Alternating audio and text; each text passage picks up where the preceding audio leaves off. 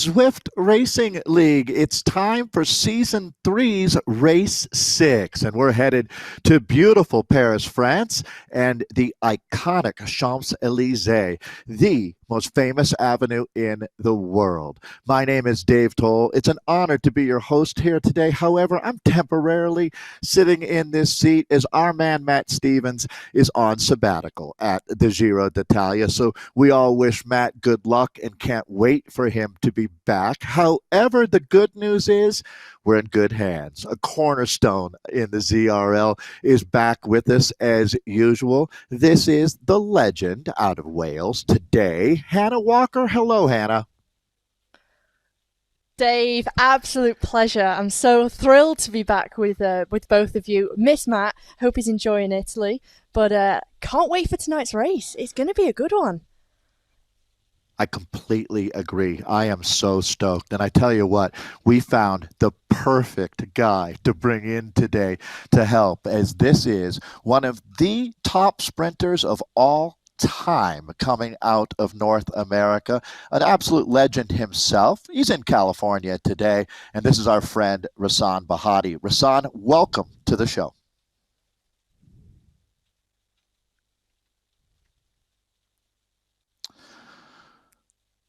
Women's race, so it should be an exciting one.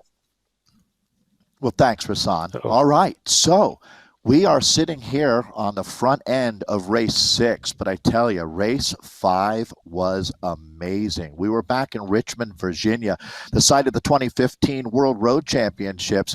I think this day was as exciting as any I have ever seen in the ZRL. Let's go back and take a look at the racing action for the women. We'll bring Rasan back a little bit later, but let's look at the women's race from last week. We're heading to the cobbled streets of Richmond for another points race. She's going to be able to take maximum points here on Louis Hill. Curie now over the top here. 8.6 kilometres done, and we've only got around 19 riders in this group. Larson holds on. That's a great job by the Swedish Zwifter. Back and Lethbridge, Curie, all accelerating to the line here. Nelson now attacking on the front.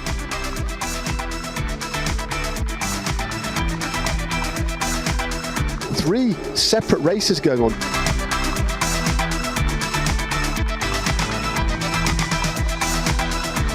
The gap is holding steady now at 55 seconds. Larson's going to take maximum points again. Kuczynski here, big move. The gap now 12 seconds. This is looking good now. 13 riders left in the mix. Lethbridge opening up the gap. Catherine Curie is closing. Alice Lethbridge, an absolutely scintillating victory here. Blanket finish for second place. We've been treated to some of the best Zwift racing I've seen in a long time.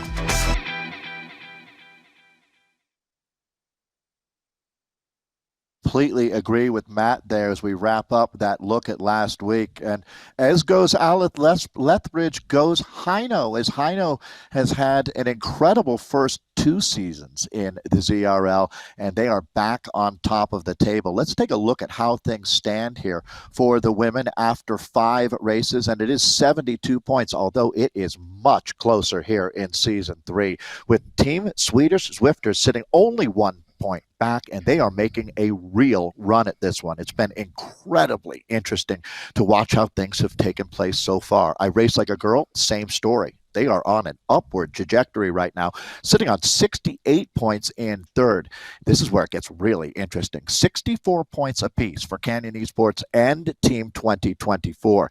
So they are really right now on that cusp of trying to make a big move to the top of the table. And they've got Cryo RDT right behind them, sitting in 6th. Movistar E-Team, new to the Premier League for Season 3.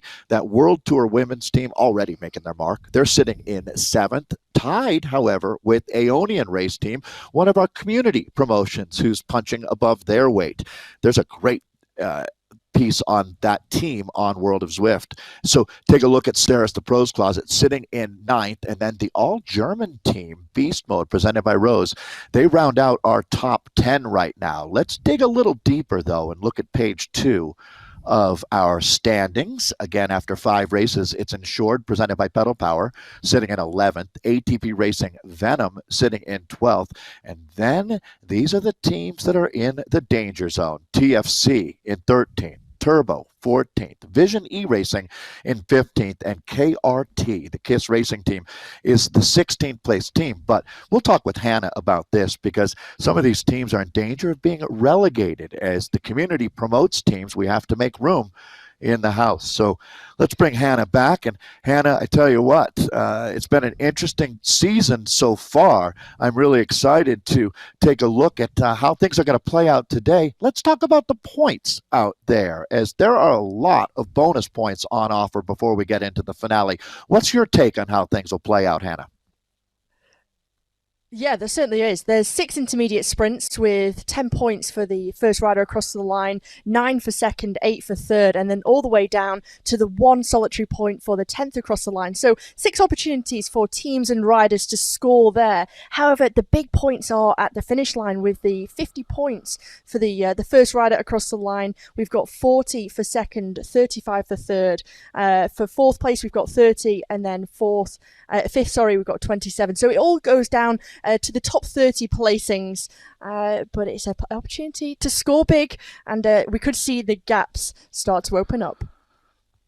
Let's talk about the course that we're going to be racing on. I use the word iconic to describe Champs-Élysées, and that's probably even understating it. I don't know that there is a more famous avenue in the world than where we're racing. However, it's much more challenging than one would think. And obviously, in real life, Hannah, you're dealing with the cobblestones, but here you're going to be dealing with a 5% grade, 6 different sprints out there. Talk me through the course today. Yeah, well, as you say, it's one of the most iconic roads, the iconic cities in the world, and all thanks to the biggest annual sporting event in the world, the Tour de France. And this was the very route where we had the first virtual Tour de France. We raced on here last year, so some riders will be familiar. The race tonight, 6 laps of 6.6 kilometers, totaling just under 43 kilometers. And as you just said, actually, the course, when you look at it as a whole, it doesn't look that challenging. It looks quite flat, but we do have that slight incline to the top of the Arc de Triomphe, so totaling a 204 meters of elevation. But I think this is where the teams are going to play into their own. They're going to make it aggressive. They're going to attack and make it difficult. All right. Well, we're going to take a look at the teams to watch today next. Again, 16 teams in the Premier League. Who's going to stand out today, Hannah, in your mind? Well, the first team for me, it's got to be 2024. They've raced on this course last year for the virtual Tour de France. Shayna Powless, one of those riders who was in the roster. So she has that experience, she has that expertise and the knowledge that she can pass on to the other 4 riders on the team as well. So I think that is going to, be very, very useful as to how last year's race played out, because I do think it's going to be very, quite similar, the way it's going to be raced. The next team for me, Movistar E-Team. Race by race, they're getting better and better. The way they're able to come together as a unit. And Beth McIver, on a course like tonight, I think she's going to be exceptionally good. But with the backup of Steph Clutterbuck, Anna Delana, Becky Story, and Imogen Cotter, I think they suffer a little bit on the hillier courses, but on a flatter course like tonight, it should suit them very well. The final team for me is Hino. They have all these 5 riders. They're winners. They're able to perform together. They really come together well. They always come in with a solid plan. But I think this week for tonight's course, they're going to be aggressive. They're going to want to split things up and start to attack. They'll want to start to extend their lead. They don't want to go into week 7 and 8 of this series with such a small buffer. They want to go in with a larger points advantage than they already have. Well, perfect. Thank you, Hannah, for that. Let's jump right in, as I know the women are champing at the bit to get out on course. There's a bit of a lead in here today as they spawn from the pens, we call them. It's around 3.2K before they're actually onto the circuit here. So racing underway. I have to say, Hannah, I was doing an interview, a chat with the journalist here in America about esports, and I think that Hino right now, on the body of their work, is the greatest esports team in history. I realize it's not a long history that we're talking about, but Lars Hushbel with that team has done an absolutely incredible job. It's a very international squad, and we were talking about Melanie Maurer earlier, the Swiss pro on the team, but every single rider on the team delivers week in, week out. Now, anybody's going to be victims, Hannah, of technicals, and as you said, and it was really astute at the start of the show, building up a buffer is critical. I don't care who you are, you cannot feel comfortable only with a couple points advantage, because you never know what's going to happen out here in our last 2 races. So a big group together, although, Hannah, I'm expecting to see this get whittled down, maybe more than people might think. You're not sitting in a crit here in the United States at all when you're in this field.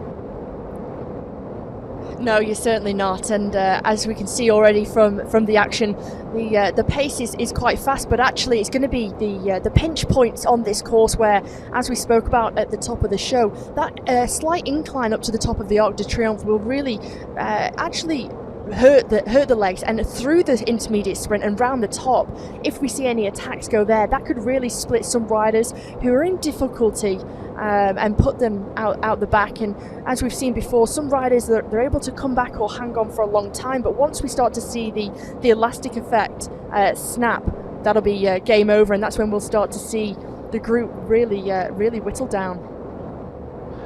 Yeah, we were talking about now the 6 different sprints, and one of the things that changed, I would say dramatically, to tell you the truth, from seasons 1 and 2 into season 3 is the number of points, the volume of points, and how that's changed the racing out here, Hannah.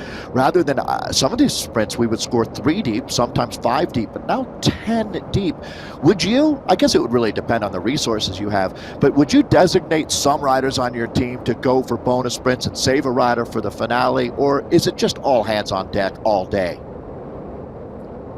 I think it has to go course by course, if I'm honest. So I think for this kind of course, perhaps you'd say you designate 2 riders, or at least 1 rider, and say, okay, we want you to go for the first 3 sprints, or let's go for odd numbers, so you at least have that recovery in between.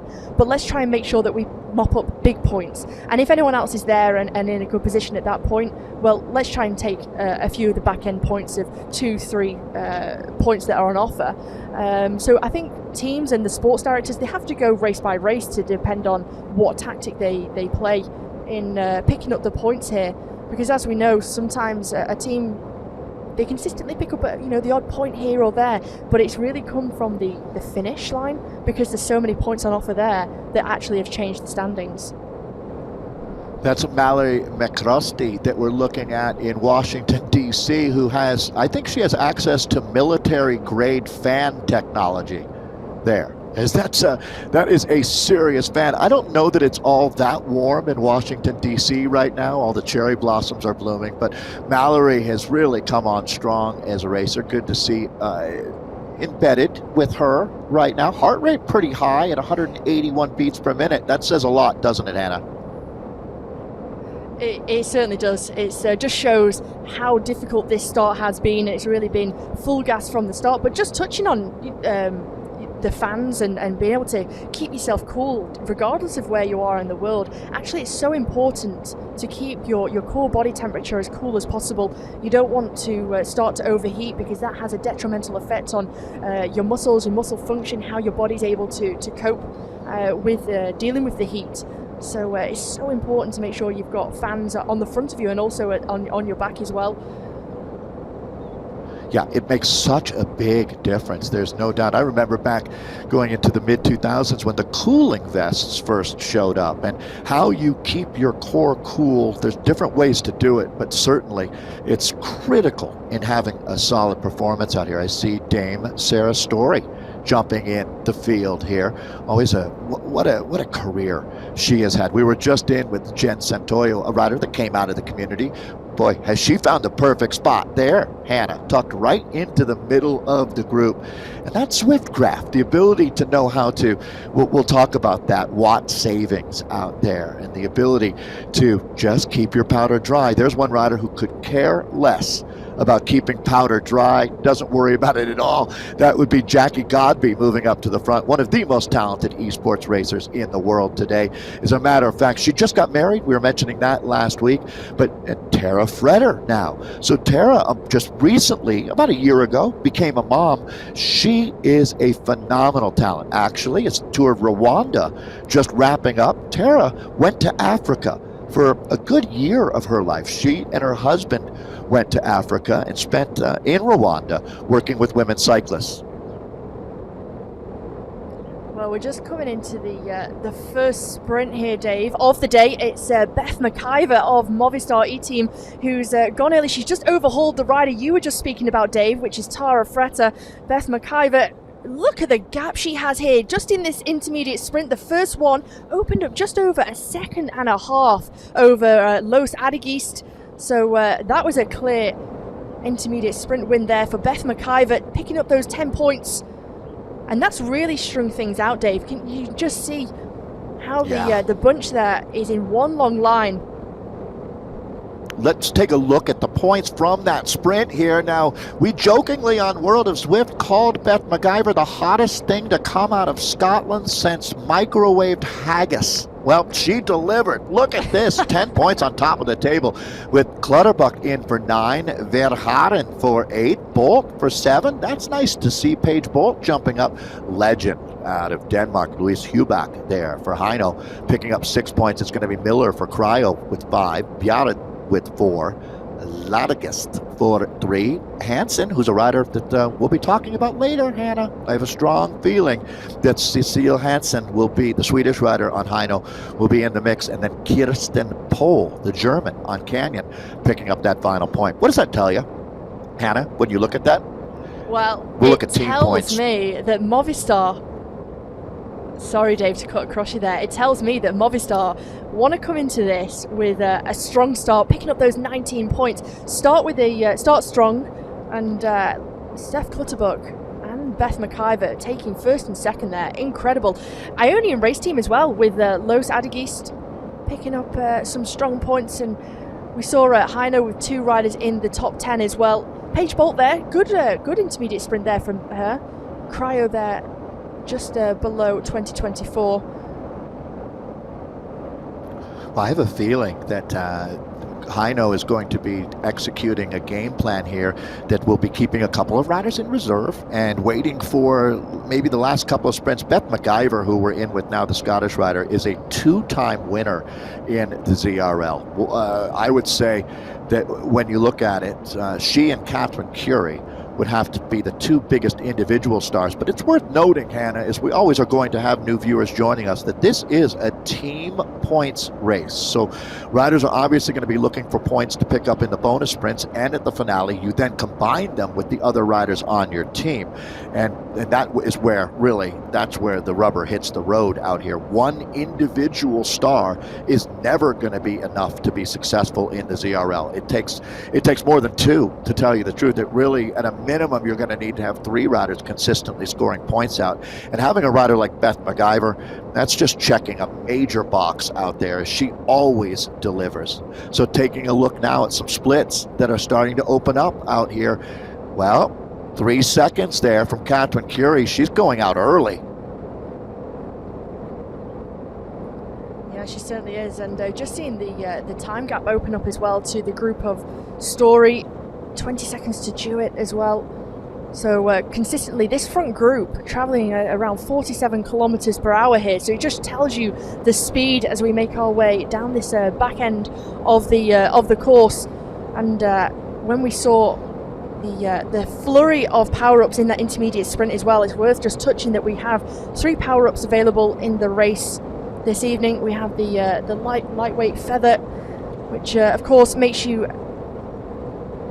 10% lighter for 15 seconds. So for anyone who's we can just see one of the feather power-ups just being used in the left of the screen there. Also the draft, which you'll see with a little van icon above the riders' heads, that increases your draft by 50%, and you can use that for 30 seconds. And that's how it will last. Best to be used in high speeds, I'd say, Dave, but it's always worth to use to your benefit. And then we have the final power up at the aero boost, makes you more aero for by 15%, reduces your CDA by 25%, and also lasts for 10 seconds. Yeah, that's it. Thank you for reviewing those different, the 3 power-ups that we'll see in play out here. The real story right now is this split, no doubt about it. We're calling that front group the Godby group, and she's the rider that lit the fuse, and we'll be taking some inventory here because I don't know that this comes back together. As a matter of fact, I think Good Money says absolutely not. If you're not in that front group today, you're not going to be winning a bike race here in Paris. So dramatic turn of events here early on. Now, that first sprint, talking with some of the directors, Hannah, they were mentioning that this is going to be a rough day of racing out here. And to see, when you look back at the Story group, that's a good 12+ riders that have already had their ticket punched at the back of the group out here today. That's a significant development here, as we're only racing for a little more than 42K total distance today. It is, and you can just see how much damage that intermediate sprint did, and then also the pressure that was applied at the front of the peloton. So those riders that, around 12, 14 riders who are struggling to get back on, we can just see Movistar E-Team's teammate Imogen Cotter just trying to jump out of that chasing group and try and make her way back into the leading group to try and assist her teammates. But when you see the time gap, it's 9 seconds at the moment, which doesn't sound that much, but at the pace that this front group is travelling at, it's going to be considerably difficult to get back into contention, get back into terms. You can look at Lizzie Duncombe of Vision E-Racing, the British rider, also a triathlete as well. So looking quite comfortable. A little bit of rocking and rolling there in the shoulders, but looking actually quite good, keeping a high cadence, 103 RPM at the moment. And it's worth mentioning as well, Dave, the ride-on score. Fire up your companion apps, give some of these riders a ride-on, show your support, and we can see who has the most at the end of the race. I don't know about you, Dave, but it always makes you feel good, doesn't it, when you see someone giving you a ride-on, giving you that support.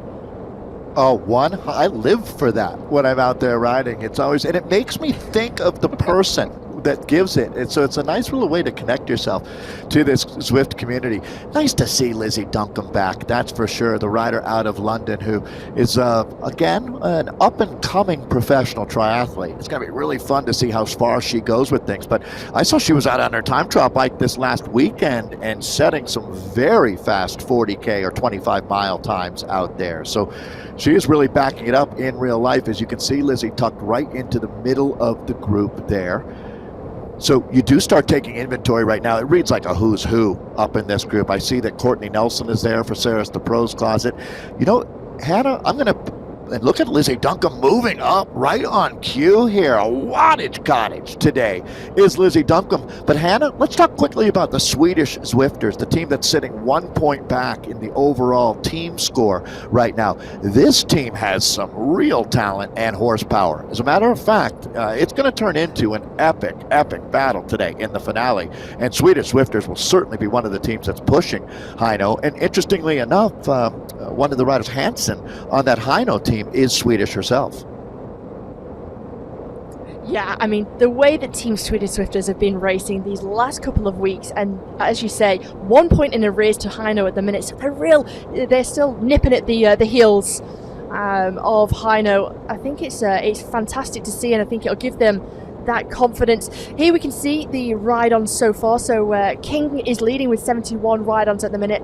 Barbara Frisch with 69. Sarah Story there with the 66 ride-ons. Caroline Williams 58. Beth McIver down with 39. Imogen Cotter 39 as well. Catherine Curie 38. Powerless with 37, and also Daniela Estrate in still sitting at the bottom of the table there.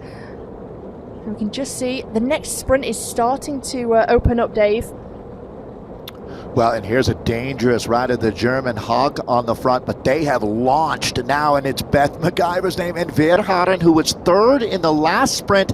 Now, you're going to see how quickly they run out of real estate here as they're trying to bring her back. It looks like Clutterbuck is having a fantastic ride out here today. She's going to try to grab some points, but it's going to be Heino moving to the front, and Louise Hubach, the Danish Express, will pick up maximum bonification there. So Louise Hubach right in front of Beth McIver. We'll get some accurate results right up on the board for you here. As there it is, Hubach followed by McIver, then Hansen. Boy, that's a dangerous three names there, Hannah. Holy cow. Hubach, McIver, and Hansen, followed by Clutterbuck, Adgist, Bolt, Edqvist, Verhaeren, Lethbridge, and Lejeune. That's a who's who of esports racers right there. There's not a name on that list, Hannah, that isn't a hitter. Let's look at team points now, as this is going to be, well, Movistar is making their mark today, as the Movistar E team picking up 35 points after 2 sprints out here today. Heino Racing Team right there with 28 total points. Aeonian on 20. 2024 with 12 points. That's 4th place right now. Team Swedish Zwifters, I thought they'd be a little higher, but we got a long way to go. They've got 8 points. Cryo RDT 5. Canyon Esports with 2. Look how Movistar is dominating out there right now. Hannah, very impressive job by one of the teams that you were tipping. Yeah, very, very impressive there. And as we spoke about before, that actually teams are coming in and they're almost designating 2 riders, 3 riders for Heino at least, to start to pick up those points in the intermediate sprints to really accumulate a lot of those points. But for Movistar, I think lap by lap, when they see how they're doing, they're top of that leaderboard, it keeps that motivation within the team. And even when things start to get tough, you know you have to just grit your teeth and hang on there. And you really want to help your team gain many points as possible. Huback here, we can see picture in picture. You can just see, just in the bottom of Louise Huback's screen, you can see someone just there giving us some assistance, talking us through the race, probably keeping an eye on the points as well, just to give her real-time points updates as well.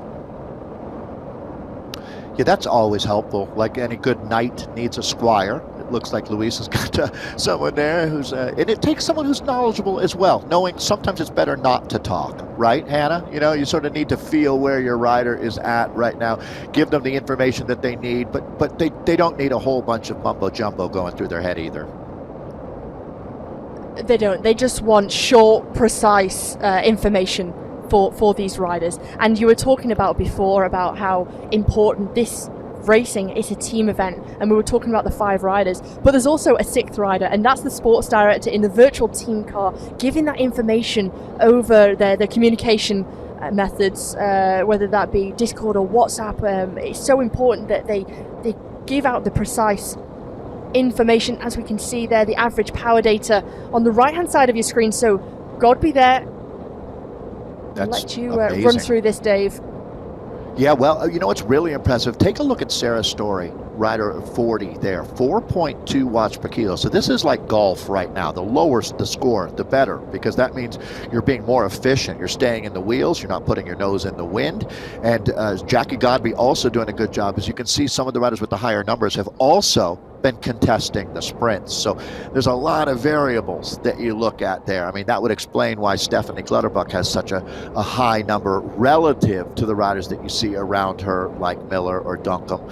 That's sort of the mean average right now is about 4.7, 4.8 watts. That's a lot of work, to tell you the truth. I mean, Hannah, if I told you that the average was going to be about 4.8 watts per kilo if you wanted to ride up in the front group, well, I tell you, you better be as strong as Mary Wilkinson to do that. This is Mary, an absolute legend. What's interesting right now is that you were talking about the 6th rider on the teams, and let's use Canyon as an example, because their 6th rider is Lars Hushbell. Well, all 5 Canyon riders are in this front group, Hannah. That's significant. For all the other teams, that comes as pretty bad news right now.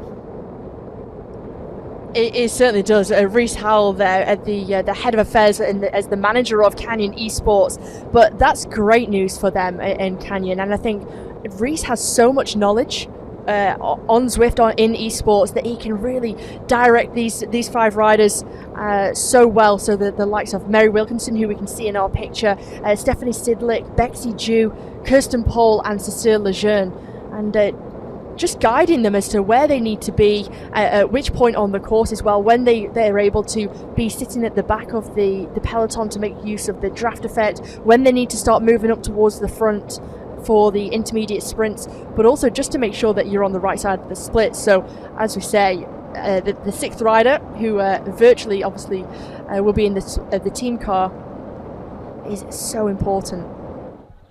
Yeah, Hannah, I apologize. Reese is absolutely the director for Canyon. I was talking about Hino for a moment, but it's Canyon that has 5 riders in this front group, although I think I see 4 Hino jerseys right now, so we'll have to get definitive on that. But thank you for that correction, because you're absolutely right. There's the Canyon jersey right in front of us. We're calling this front group, rightfully so, the Godby group. Jackie Godby racing out of Chicago, Illinois, here in the United States. She is on her way to becoming a doctor, well on her way to becoming a doctor. She's moving, actually, to work at a new hospital as she continues that process, as we take a look at that front group. So things have settled down a little bit. I think everybody may be shaking out the legs, Hannah, getting ready for the next sprint coming up. They certainly are, and I think if they saw how aggressive that previous sprint was, and actually how difficult these intermediate sprints are becoming, and it's not just the intermediate sprints, but it's actually over the top of the intermediate sprints, around the top of the Arc de Triomphe, and down that back part of the course where it's so fast, which is starting to cause some problems for some riders. So we can see the Radford group here, 10 seconds in a race. So she's got 4 riders or 3 riders, sorry, should I say, with her. There's 4 riders in total, just 10 seconds off the back, and it's going to take something special for those 4 riders to come back as the front group starts to wind things up going into this next intermediate sprint. Tough timing, isn't it? As you're just about to have a chance to rejoin, they start galloping once again. It's really frustrating when you're in that mode. You just have to keep your nose down on the grindstone as here we go. This group is really starting to push now. It's amazing to see riders starting to float off the front with the speeds that they're carrying here. We're early in the race still, just about to come up on the midway point. It has been incredibly aggressive out here. And again, Movistar has picked up the top points, and this has been a breakthrough ride for Movistar esports team. It certainly has, and I think that's shown week on week how they're able to work together, because let's not forget, this was a newly formed team at the start of this Premier Division at this season 3. So these 5 riders have all come together from different parts of the world, and you can just see the cohesion building week upon week, and it's fantastic to see. We know how what a standout rider Beth McIver was before joining the Movistar E team, but I think the way that they're able to come together, you can see them all sitting together in the bunches. Well, the 3 riders there with Bexy Story, Steph Clutterbuck and Beth McIver is great, and right on cue, right to the front there. Yeah, you can see Jackie Godby, who really is, when you talk about a wattage cottage, she's a nuclear-powered wattage cottage. She's going to take a little bit of a break right now, go back into the group. This is going to be Beth McIver, super talent coming out of Scotland, as we'll be hearing a lot about Beth. She is one of the real closers that we've got in the Premier League, and certainly, I mean, Hannah, she's on my short list of 5 to have a good shot at winning out here today. As a matter of fact, I think you'd have to be almost crazy to leave her off of that list, as she's an absolute player. There's no doubt. I was talking about Hansen, the Swedish rider on Hino, is also going to be a rider to watch, but she's not the only one, because Louise Huback on that team is also very, very dangerous. So that's talking about the outright win. Let's talk about another sprint that we've got coming up here as they open up the throttle, and Svanström, Swedish Swifters, is going to make a run at it, but Barbara Frisch coming through now. Wow. All right, Frisch is going to grab the top points there. Boy, it's been great today. Our team has been so quick with getting these points, and there they are right on cue. Barbara Frisch picking up the 10 points. That's maximum. 9 points for Svanström, so the Swedish Swifters are starting to pick it up. Clutterbuck with 8. Daniela Istrate with 7 there. Bjarhed with 6. McIver hangs right in there, so Beth will pick up 5 more points. Miller for 4. McIver, formerly of the Cryo RDT team, as she moves over onto Movistar. Then you see Cecile Lejeune of Canyon there in 8th. Kristen Kolchinski getting up in the mix for 2024 there, picking up a couple of points. We'll hear more about Kristen as the race gets tougher. She starts to move forward. And Louise Huback, the Dane, rounds out our top 10. These are the team points now. Movistar starting to pile it on. 48 points for Movistar here. Aeonian Race Team with 37 in second. Hino is starting to move forward here. 29 points for Hino Racing Team. Team Swedish Swifters with 23. 2024 hanging right in there, top 5 with 14 points. Cryo with 9. That has them in 6th right now. A lot of things are going to change here as Canyon Esports sitting on 5 points, but I have a feeling they're going to start climbing up too. Yeah, I was just thinking that with having 5 riders in this front group, when are they going to start to make their move? Are they waiting for actually the group to whittle down, for riders to start to feel that fatigue, and actually they're going to start to pack some punches in this group and try and break things up, try and mop up a lot of points in the back end of the race? But for Movistar, Dave, to have a buffer of 19 points over Hino at the minute, and then the 11 points over Aeonian, wow. Yeah, this could be their day.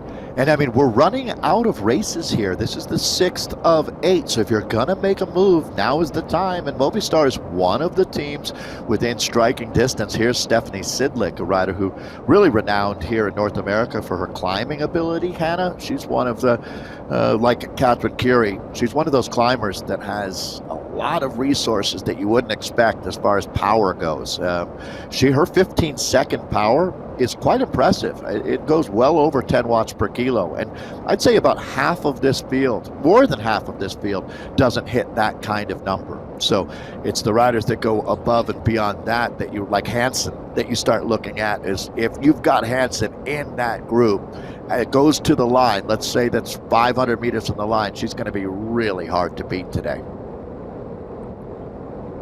She certainly is. And I think for a rider on this course, some of the climbers, they're still going to excel on a course like this, even though there's no real out-and-out climb. We only have that slight drag up to the Arc de Triomphe. But actually, it's a rider who can recover from these intense spurts, the intense efforts made at the intermediate sprints. So Steph Clutterbuck there, we can see picture-in-picture, just riding slightly off the front. She's been ever so consistent in these intermediate sprints, along with Beth McIver. And she's they're really always the keeping glue. themselves together. This is one thing I've noticed, Dave. Sorry, Dave. Yeah. No, please, Hannah. Great. I completely agree with you. And I think that Steph Clutterbuck is the difference for this team. Now, they've got Beth McIver. They have some points getters, some very talented riders, but you need the backup. You need the riders that fill in your team, and Steph does a tremendous job. I use the term punching above her weight. She is having a great ride out here today. As a matter of fact, I mean, it looks, the way things are going right now, it's certainly looking like Movistar's on a top 3 day. If they take the day today, well, Steph certainly deserves a pat on the back. That's a loyal teammate right there. So taking a look at this front group, again, we've got the bonus sprints to look at, but I want to go back to your point, Hannah. Let's use Kristen Kolchinski as an example. This is a rider that you might say, I was talking about Surrey Hills coming up and how much she will love those climbs. Well, she is much more well-rounded than one would think, and she's going to make this a very tough finale. She may not have the kick to win the race, but she will help a good 20 riders lose the race today. She's that kind of an impact player. Now the real trick is it's much easier to help others not win than to win yourself. And this is Kolchinski that we're in with right now. She's on Long Island in New York, just outside of the city. Matt has talked about her being a jeweler, and I saw someone in the YouTube comments last week saying, I'm going to order some earrings from Kristen Kolchinski. So her legs are starting to do some work, not only on the bike, but building her brand out there. So that's nice to see that the 2024 rider, who looks amazingly calm for someone who's in this group right now, able to take a nice deep drink and keep some smooth form rolling right there for Kristen Kolchinski, better known as KK. Well, just looking at how relaxed she looks there, Dave, I mean, could you find a more chilled rider? A point in the race where everyone else is probably, their legs are burning, their lungs are burning. So, yeah, incredible. And I have to agree, looked at some of her jewellery, it looks fantastic. And some of these riders, they're working full-time alongside racing this ZRL and there are other things in their lives that are going on. And I saw Steph Clutterbuck yesterday. She was out of the house all day, got back late at night, didn't have a chance to get on a bike, do a pre-race ride or anything, and then today was out for a run, I think, and then did ZRL. So just shows the how much these riders are having to combine, as well as racing at the top level here in the Premier Division. I completely agree, Hannah. You know, it's more than they impress me as riders, of course, but as human beings, these are next level folks that we've got out racing here. Every one of them has got a pretty incredible story, and they're really varied across the spectrum, whether you're talking about someone who's just about to become a doctor like Catherine Godby, or Melanie Maurer, who works as a sports physiologist, coaching other athletes and is a professional herself. It's really quite a group of humans that we have. So this gap has gone up to a minute now, so you don't need to worry about the riders behind. And I think this front group most likely will gobble up all of the points. And we have to take a look at exactly how many riders are in this front group right now to get a feel for that. But some big names in ZRL are here, no doubt. We talked about Mary Wilkinson from Canyon Esports. It's nice to see that Beast Mode, presented by Rose, has got a couple riders up here like Merle Brunny. Courtney Nelson having a good ride for Sarah's the Pros Closet. She's a teammate there for Jackie Godby. But yeah, all the points will go to this group here. Now, we do have the finish line coming up.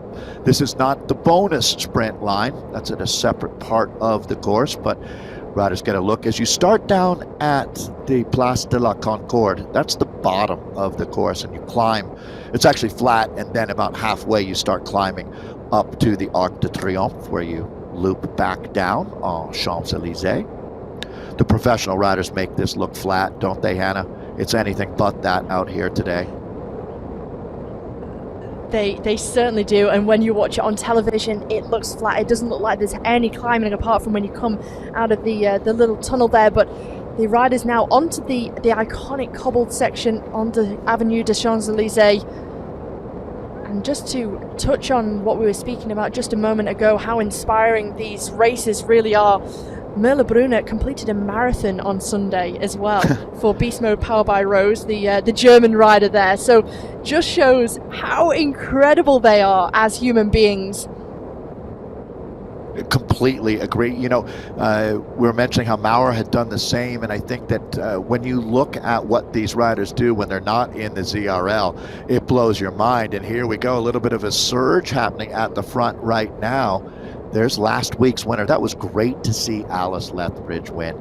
Hannah, I work on Thursdays with WTRL. We do a team time trial. It's phenomenal. It's a movement of the people. I mean, in all honesty, we have 7,000 folks who race over 14 different time zones. And Alice Lethbridge is part of a team there. Heino has joined a group called Socks for Watts that they race with. And Alice has been helping with the junior women's team, and they have some riders as young as 13 years old. And you really get a feel for a person, Hannah, when you read their emails about a subject that doesn't involve them. And Alice is a complete advocate for these young women. I mean, it's unbelievably cool. Let's look at this sprint now and see if Alice Lethbridge can get up in there. Stephanie Clutterbuck has had a phenomenal day. There's Elise Haag that we're looking at, the German, but Svartström's going to grab it. She's second last time, first this time. The Swede is en fuego right now. I don't know how you say on fire in Swedish, but she's that. She's certainly maximum points there, Dave. 10 points for Svartström to add to their tally. Hansen there just sneaking through with the 9. Mary Wilkinson with the 8 for Canyon Esports. Then we have Steph Clutterbuck there with the 7. Miller from Cryo RDT with the 6. McIver again picking up another 5 points. Powless there with 4 more points for 2024. Louise Huback with the 3. Daniela Estrate and Verhaeren for Ionian Race Team picking up 2 and 1 point respectively. So adding to their overall tally. And you can just see from that aerial shot there how that started to split things up as we go through the Arc de Triomphe. This front group really starting to split now. The overall team points at the moment as things stand, 60 points for Movistar E-Team. Heino Racing Team with the 41, so they've jumped up from 3rd to 2nd. Ionian Race Team, 1 point in arrears. Team Swedish Swifters there with 33, 2024 with 18, Cryo RDT with 15, and Canyon Esports there in 7th with the 13 points. I am really wondering what Canyon Esports is going to do in the finale here. I have a feeling they've got a rabbit in the hat for us, some magic out here in Paris. As we're looking at about 17.5K of racing remaining. We're really stuck in at this point. And there you go. I mean, you can see Canyon really starting to send the riders up to the front here. They've got 4 riders sitting up in the top 10 as they're starting to get into this rotation. That's Stephanie Sidlick and Cécile Lejeune that we're looking at. Bexy Du up there as well. So watching for that purple and magenta jersey up near the front, because I cannot imagine a scenario where Canyon doesn't have an impact in the second half of this race out here, Hannah. There's just too much talent on that team. There certainly is. They just ooze as talent from that squad. And I'm just taking a look at the standings as things are on the road live at the minute. We've seen Daniela Estrati from Ionian Race Team. She's a few seconds behind. She's just fighting to get back into the back of the bunch. And I think she will just about make it, but her teammate Los Adegeist, who has been picking up points for them, she's now 8 seconds behind this group. So she's finding herself between the two groups. And the gap continues to go out to 10 seconds, 13 seconds now. So that's not good news for Ionian Race Team, that they've lost one of their real stalwart riders there. Yeah, agreed. Hannah, is you start looking around, and this is the usual suspects. As nice to see Bexy Dew up in the mix. She's actually part of the British Army where she works and races with them at times as well. So it's nice to see her having a great day, tucked right into the middle of the group here. So the sprints did a lot of damage in the first few laps here, but we've settled into a new rhythm, Hannah. I don't see riders getting dropped at this point. The ferocity of the sprints in the first couple of laps, they were so violent that we saw multiple groups of riders getting shown the back door, but that is no longer the case here. As we see Lizzie Duncombe, Stephanie Clutterbuck riding up on the front. Let's take a look at some power data here, Hannah. So it looks like Jackie Godby there. The highest watts.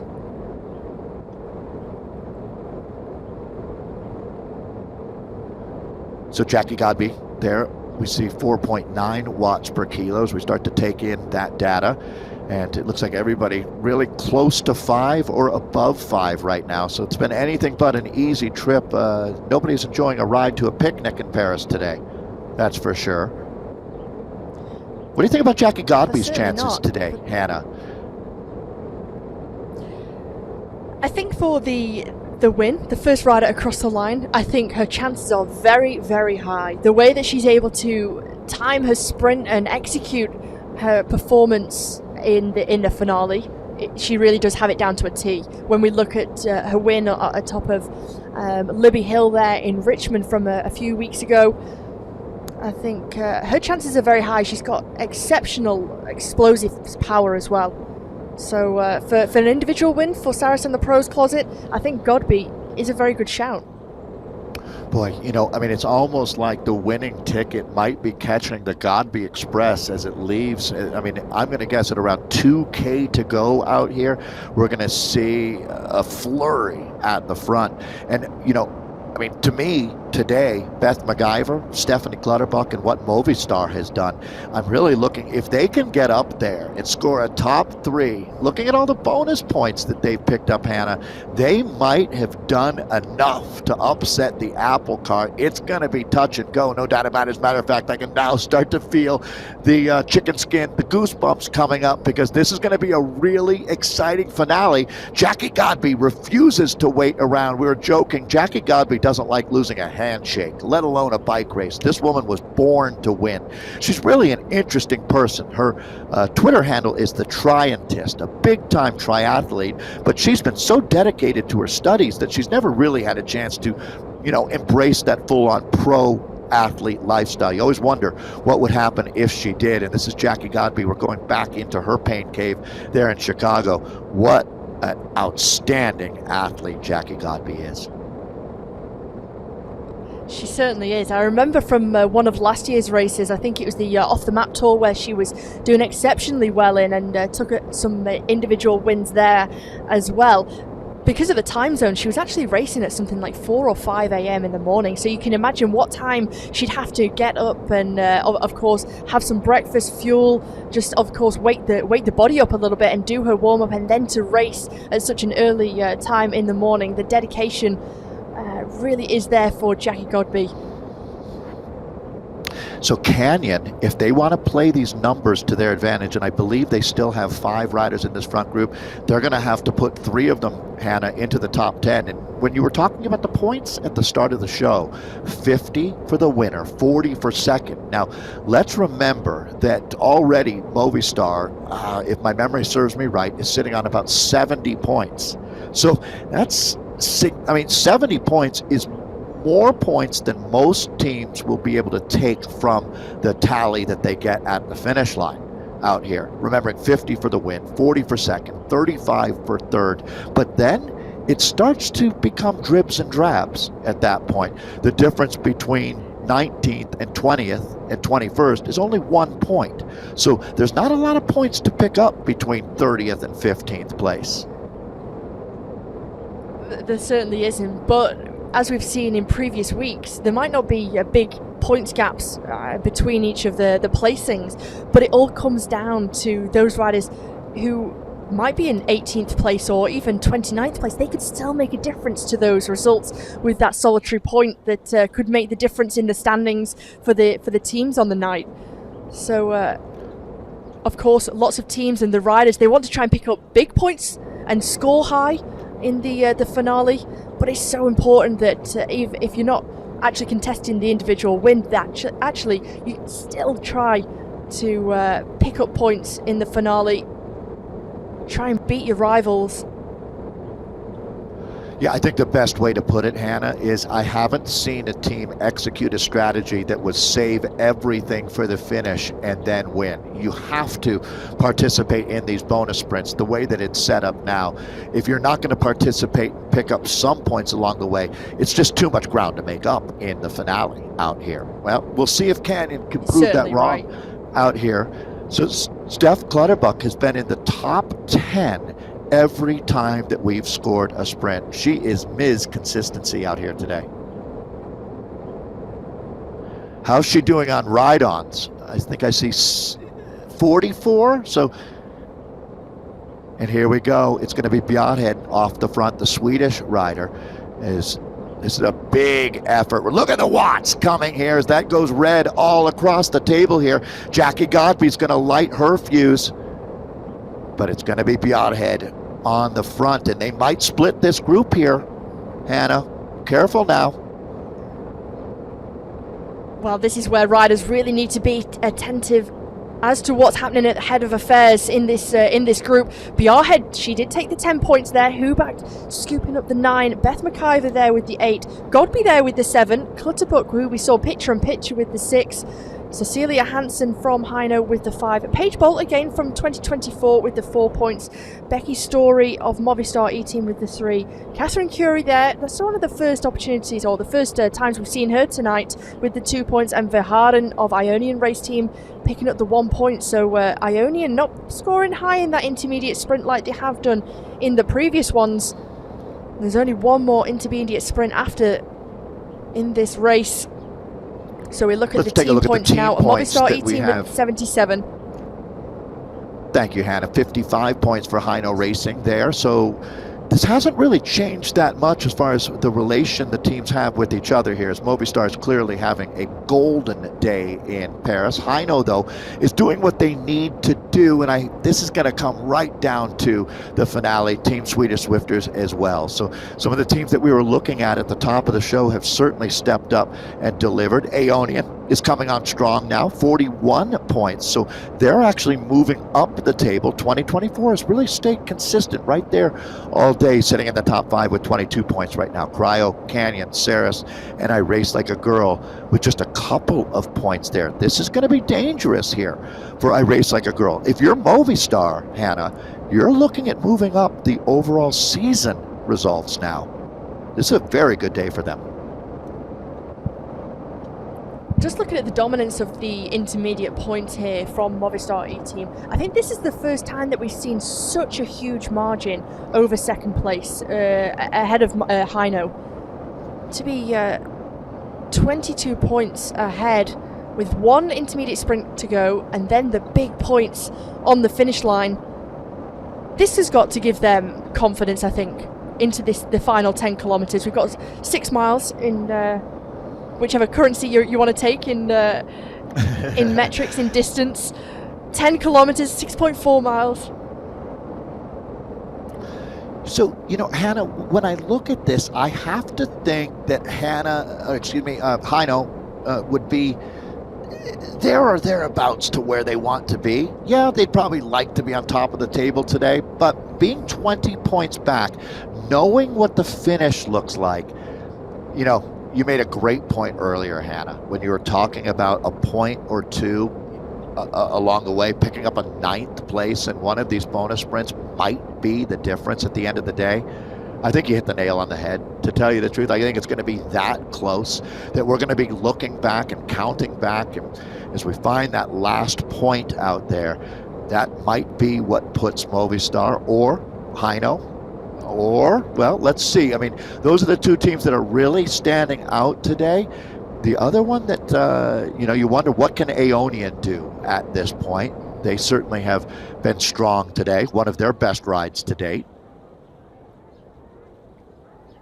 I think for me, when you look at the overall standings of the season so far, Heino lead with 72 points, and their nearest rival is Team Swedish Swifters, 71, so only 1 point. So I think in the standings as they are right now, Heino aren't worrying too much about Movistar that they're leading at the minute, because actually they're not going to challenge them for the overall, for that number one spot in the overall at the moment. So actually keeping their powder dry, just keep consistently scoring in each intermediate sprint, save things and give it your all in the finish, and make sure they try and overhaul Team Swedish Swifters. Yeah, actually that's a good point. Swedish Swifters might be their biggest headache out here by the time this one is said and done, and that speaks to 1 point difference there. Svardström, who we can see right in the middle of the pack, she's been a game changer for this Swedish Swifters team. And you know, we talk so much about Heino as they completely dominated the first 2 seasons of the ZRL. Swedish Swifters might be kind of quietly, Hannah, coming along and becoming the next best team or the real challenger for the throne. And I feel like we've talked about a few other teams more, while Swedish Swifters have just kind of stayed quietly working hard at their craft. And eventually the cream does rise to the top out here. Maybe it's Swedish cream. They certainly are. They really are nipping at the heels of Heino, and their sports director Carl Tislius, who heads up that team, doing a tremendous job of all of them. Tonight's team made up of Marlene Bjarhed, Anna Embring, Jessica Edqvist, Nelly Larsen, who's also been very strong in the last couple of weeks. She's really been prominent, and also Lisa Hermansson. Yeah, I agree. You know, Hannah, when you look at that team, that's the team not to sleep on. You can see that blue shorts, white jersey. It's a nice kit that they have. And you're right, you know, Carl is another really good example of, in the Zwift community, a very welcoming, intelligent, thoughtful person that it makes you proud to be a part of this community when you realize there's people like Carl out there helping create opportunities and giving back a lot. We were talking about Reese earlier with Canyon. There's a lot of great directors out there behind these women's teams, and they're all looking for a result here in Paris today. This is a big one. So I don't know that anybody in the ZRL is what you'd call a pure sprinter, but if you've got the legs to make it to this point in the race and you feel like you've got a kick, well, this is your chance. There's 10 riders here, I would say, Hannah, that might be breaking through for the biggest win of their career if they can get a clean shot at the line today. Well, I just want to pick out a couple of riders who could be ones to watch. Curie just coming into the picture there with number 24 on her back for I Race Like a Girl. As we take a look again at probably one of the last opportunities to see the average power data. Godby still with the highest power data, still in this front group. Beth McIver there in 7th, one of the riders who's been sprinting for those intermediate sprints, 283 average watts.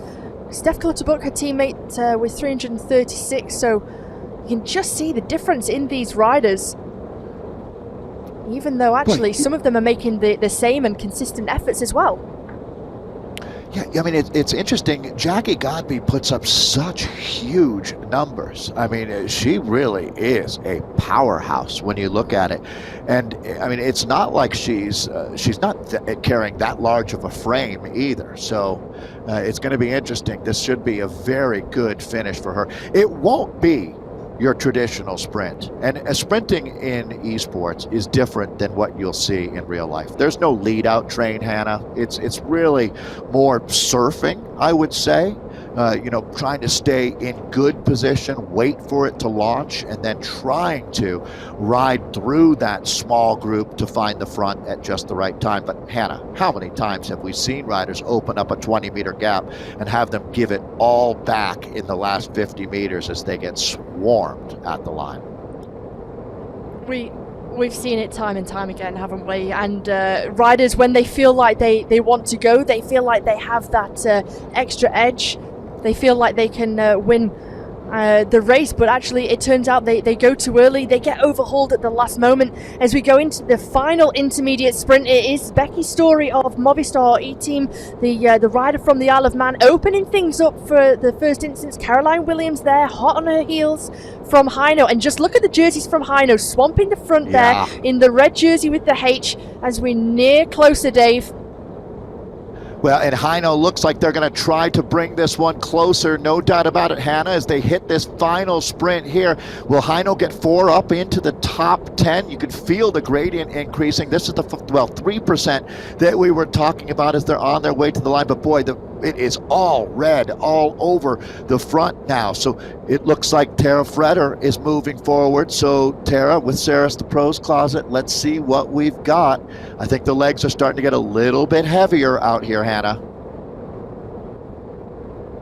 They certainly are. Who back there still leading the front here, but Verhaeren of Ionian Race Team comes to the front. She opens up a slight gap out of the saddle with no power up actually, but is she going to get overhauled by her teammate? I think she is, just on the line there. Barbara Frisch just coming through and nipping her teammate, her Ionian teammate at the line. And here we see the points. Scooping up max points there for Frisch and Verhaeren for Ionian Race Team. Steph Clutterbuck there picking up 8 with Cecilia Hansen with the 7. Becky Story there with the 6. Kristen Kolczynski of 2024 with the 5. Armitage there for Cryo RDT with the 4. Mary Wilkinson of Canyon Esports with the 3.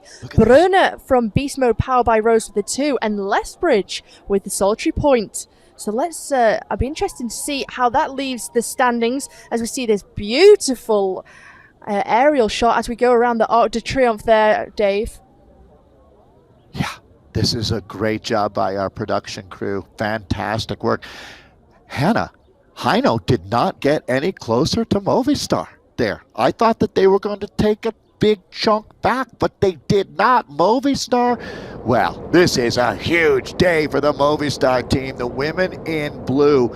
I tell you what, Movistar, Swedish Swifters, Heino has never seen this level of competition.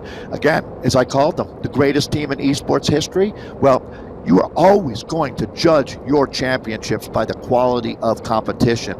If Heino wins season 3, Hannah, this is going to be the best season win that they've had because they have really had to fight out here this year. Verhaeren, she's had a great day today for Aeonian. They certainly have, and I think this has been the closest season we've had in the ZRL Premier Division. And I think for Movistar, they're leading there quite some streaks ahead of Heino. But in between, separating Heino and Team Swedish Swifters is Ionian. So that's nice news for Heino, actually, in the overall standings at the moment as we stand in those points. So if that comes down to the overall team points on the night, that means that at least Heino gained 1 point on Team Swedish Swifters. But it really is going to come down to this final sprint.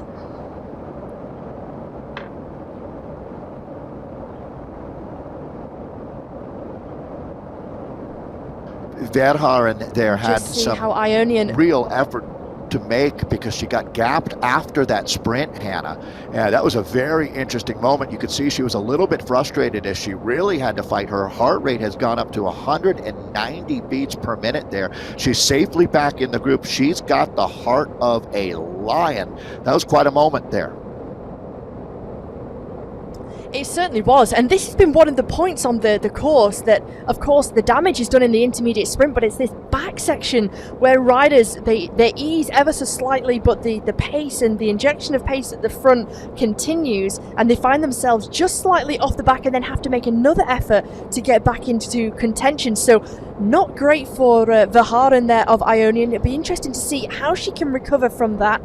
But usually, and I've been noticing lap by lap, just as we get to the bottom of this road and onto the back section of the course, that things do ease ever so slightly. We have a much slower pace. The bunch usually slows down to around 37, 38 kilometers per hour, as opposed to now where we're at around 42, 43. So it will be the last moment for these riders to recover. Becky Story on the front there for Movistar E-Team, the rider from the Isle of Man. The same island from where Mark Cavendish is from. So the Manx Missile has, of course, won on the Champs-Élysées many times. What can Story do tonight? I don't know, but she could use that third leg that they've got on the Isle of Man. Can you imagine if you had an extra leg out here in cycling? I don't know what that flag is all about, but I love the third leg, that's for sure. Becky Story has stood out today.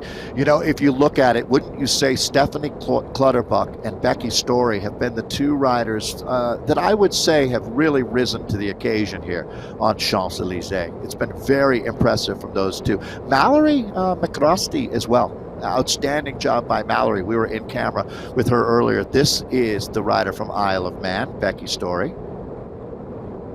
Another one of the great pickups for this Movistar team. She certainly is. Becky Story there in our picture. I think the three legs of the of Man means whichever way you throw him, he's always going to land on his legs.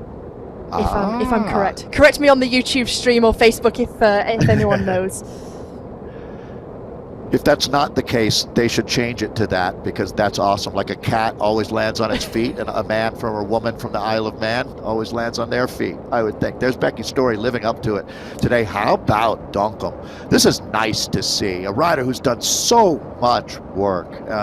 And let's be honest, if you're riding in this front group, you have really dedicated yourself to endurance athletics. And there's something very, very special about the gladiators of the road. They're coming up this last little riser, and here we go. Turn the chapter now, as this chapter is called the grand finale, Hannah. This is going to be a lot of fun.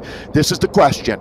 Now, can Swedish Swifters or any of the other teams out here figure out a way to overhaul Movistar? The closest is going to be Heino. There's enough points at the finish that this one could flip Movistar. If they can get Beth McIver, let's put it this way, Hannah. If Beth McIver can win, I think Movistar is going to win.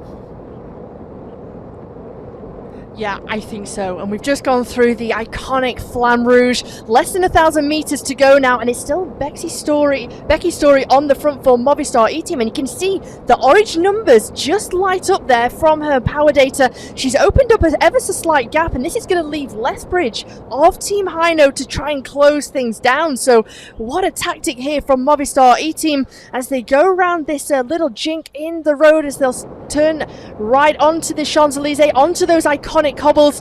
500 meters to go now, and we start to see some power-ups being used ever so early. And Becky Story with that 1 second advantage as she turns right onto the Champs-Élysées, and it is Williams who's caught Story. Caroline Williams is hitting hard right now, but look at this. Kolchinski, we talked about the fact that this might be in a super surprise, but they're going to overhaul her. Barbara Frisch moving up to the front. Shayna Paulus is also right there, and this is going to be Cryojet hitting out, but over the top. Oh my, that is going to be too close to call here at the finish. Due to the possibility of latency, we need to go to Zwift servers rather than the replay to verify that result. And they're calling it McIver. Holy cow, Hannah. Beth McIver gets it done for Movistar. Wow. I don't know if that's going to be enough, but Tammy Miller really represented for Cryo RDT today. Tammy, sensational job as she's going to come across the line, picking up the silver medal. And how about Mallory McRosty breaking through with a bronze medal today? Mary Wilkinson for Canyon ending up in fourth. Cecilia Hansen on Heino ends up with the fifth. Is it enough? As Shayna Paulus gets up there for 2024. Merle Brunny, well, I guess you should run a marathon before you race in the ZRL, because Merle gets it done there as the beast mode rider in seventh. Louise Huback, so that's two Canyons in the top 10 for the Dane. Huback in eighth. Tara Freder ends up with the ninth place today for Sarah's the Pros Closet, and Daniela Istrate, the Romanian rider there on Aeonian, ends up in 10th. Let's take a look at page 2 with Catherine Curie. You know it was a hard race if Catherine Curie is on page 2, Hannah. That says a lot. Same thing with Jackie. I mean, this could be page 1 in an alternate universe for sure. Catherine Curie, 3-time winner in the ZRL, ends up in 11th. Jackie Godby, a winner in the ZRL, ends up in 12th. Stephanie Sidlick, big role player today, in 13th. Svardstrom, picked up a lot of bonus sprints, and she ends up in 14th. This is top 20 on the day. Megan Armitage for 15th. Caroline Williams for 16th. Lizzie Duncombe finds the top 20 with the 17th. Paige Bolt for 18th. So that puts another 2024 rider up there. It's Marlene Bjared in 19th, and then Barbara Frisch, who also was incredibly active in our bonus sprints, finds the top 20. Let's move to page 3 now, and we find Carly Johan in 21st, Elisa Haag in 22nd, Lisa Hermansson in 23rd, Bexy Du for 24th, Steph Clutterbuck in 25th, Kristen Kolchinski finds the top 30 in 26th, Cecilia June for 27th, Jessica Edvist in 28th, Angela Roberts, and then Ariel Verhaeren ends up picking the final point up. So, Hannah, let's go back and take a look at a replay of that very exciting finale. Well, it certainly was, wasn't it? And it was Isle of Man's Becky Story who opened things up early. And you can just see the rider. It was Kolchinski there on the front coming through. And it was that neck and neck between Ionian there. Heino as well were involved. Also, Vision E-Racing were involved as well. And this is where the sprint really started to open up. We saw Beth McIver coming round the left-hand side. And she really did just get it at the line with that lightweight, the feather power-up. And it was almost too close to call, actually, on the line. It really was a photo finish. And just see the front head of that sprint. So let's go and take a look at those overall team points and see how things are standing. This is going to be exciting. Wow. Well, well, you are right, Hannah. This one was absolutely one of the best days of racing that we've seen for the women out here. And Movistar picks up 147 points. And, you know, you look at those bonus sprints, that was the difference. Heino ends up in second today, Aeonian for third, Swedish Swifters in fourth, Cryo RDT in fifth. But look at the dramatic drop-off in points there from Movistar down to fifth place, which is 75. So they doubled the points of the teams outside of the top four, basically. That's incredible, with Cryo RDT in fifth, Canyon Esports and tied for fifth today. It's 2024 in seventh. Sarah's the Pros Closet in eighth. Insured, presented by Pedal Power in ninth. And then Beast Mode, presented by Rose. They'll round out our top 10. As you can see, we've got a couple of teams stacking up on the same points out there for ties at fifth and ninth. Let's take a look at the next page here in our top 13 teams, as I Race Like a Girl ends up in 11th, Vision E-Racing in 12th, and then ATP Racing Venom rounds out our top 13 on the Champs-Élysées. So, Hannah, that was a great course. I don't know if I'd say it was a pure sprinter's course like you see in the Tour de France, but it was a little bit of a rugged ride to get there, to tell you the truth, all those bonus sprints today. It certainly was. I mean, of course it came down to a sprint, but that doesn't mean that some of our most powerful sprinters were involved in the race. I mean, that was tough out there today with the amount of intermediate sprints we had and the pace that the race started at. I mean, we were over 50 kilometers per hour from the get-go. So it just shows how difficult it was, and just seeing some of the names that weren't involved. We were only a few kilometers into the race, and there's a few big names shelled out the back. So it was a hard one out there tonight, but I think very well played. I think Movistar E-Team came into this with a solid game plan, and this type of course, they won, so it suits them down to the ground. But these flatter courses suit them a lot better than the hillier ones. And Beth McIver, Steph Clutterbuck, Becky's story there. Incredible that they were able to make those repeated efforts over and over again, and then to pull it off again in the finale as well. Yeah, absolutely. The racers make the race, Hannah. That's one thing that's for sure. All they need is just a little bit to work with. And that 1.2 kilometer section, that the sprint that they had out there today, that certainly did damage, especially in the first couple of laps. Then we sort of settled into a rhythm out there. And ultimately, the fast riders did get a crack at it. But wow, it was quite a journey through 42K to get there. And again, that really does speak to how aggressive the racing is out here in the ZRL. Across the board, whether you're looking at Premier League or our community racing that's going on around the globe out here today, it never disappoints, that's for sure. And I love the fact that there's never been a race that doesn't find a worthy winner out here. So let's go ahead and take a look at the series points now and how things have sorted out after a dramatic day of racing in Paris, France. And Heino holds on as they are sitting on 91 points now.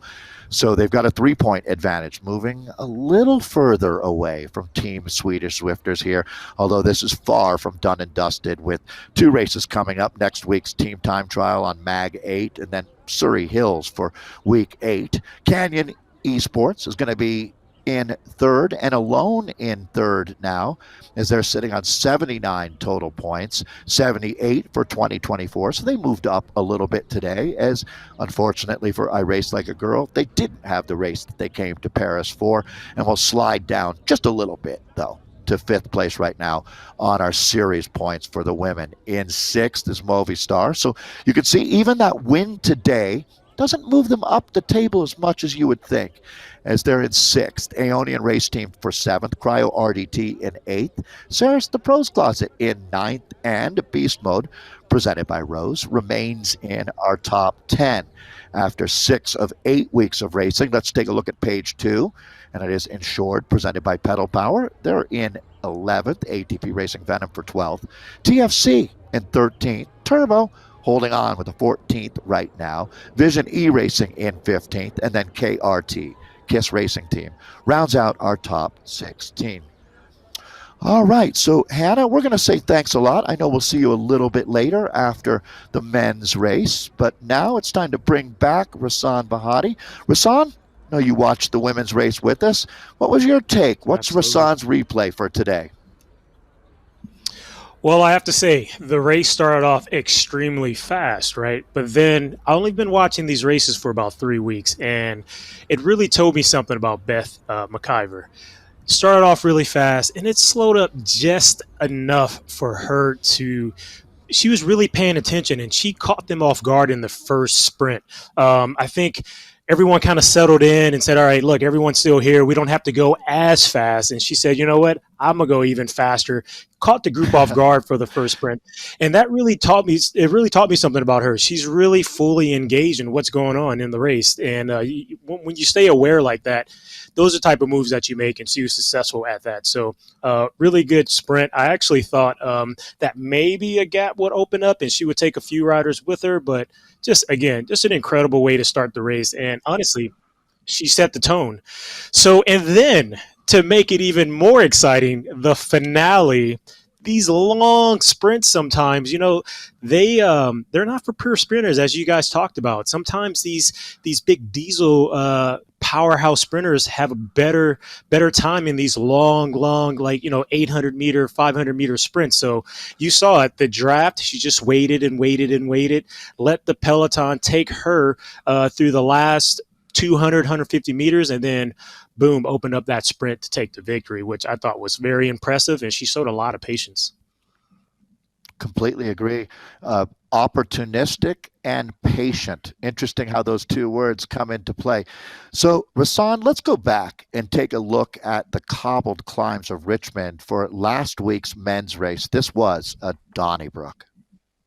Yeah.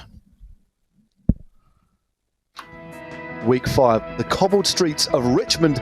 5 laps out here for a little more than 46K. It's a hefty serving of pain. Kirkmare just got it on the line. Ed Veal out of Canada. He might scoop up the top points here. Freddie Obet putting the hurt on these riders. Some big damage already on lap number 1. 7 points there for Brandlin. Lionel Viassen, the Duck out of Belgium, is attacking, picking up 7 points there. Viassen making it 2 from 2. We only have 39 riders in this front.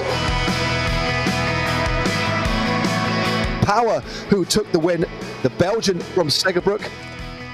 Levinson has hit out with authority. How often do you see a gap in Zwift Racing of 20 seconds for one solo Never. rider? Giednes of Callas takes maximum points.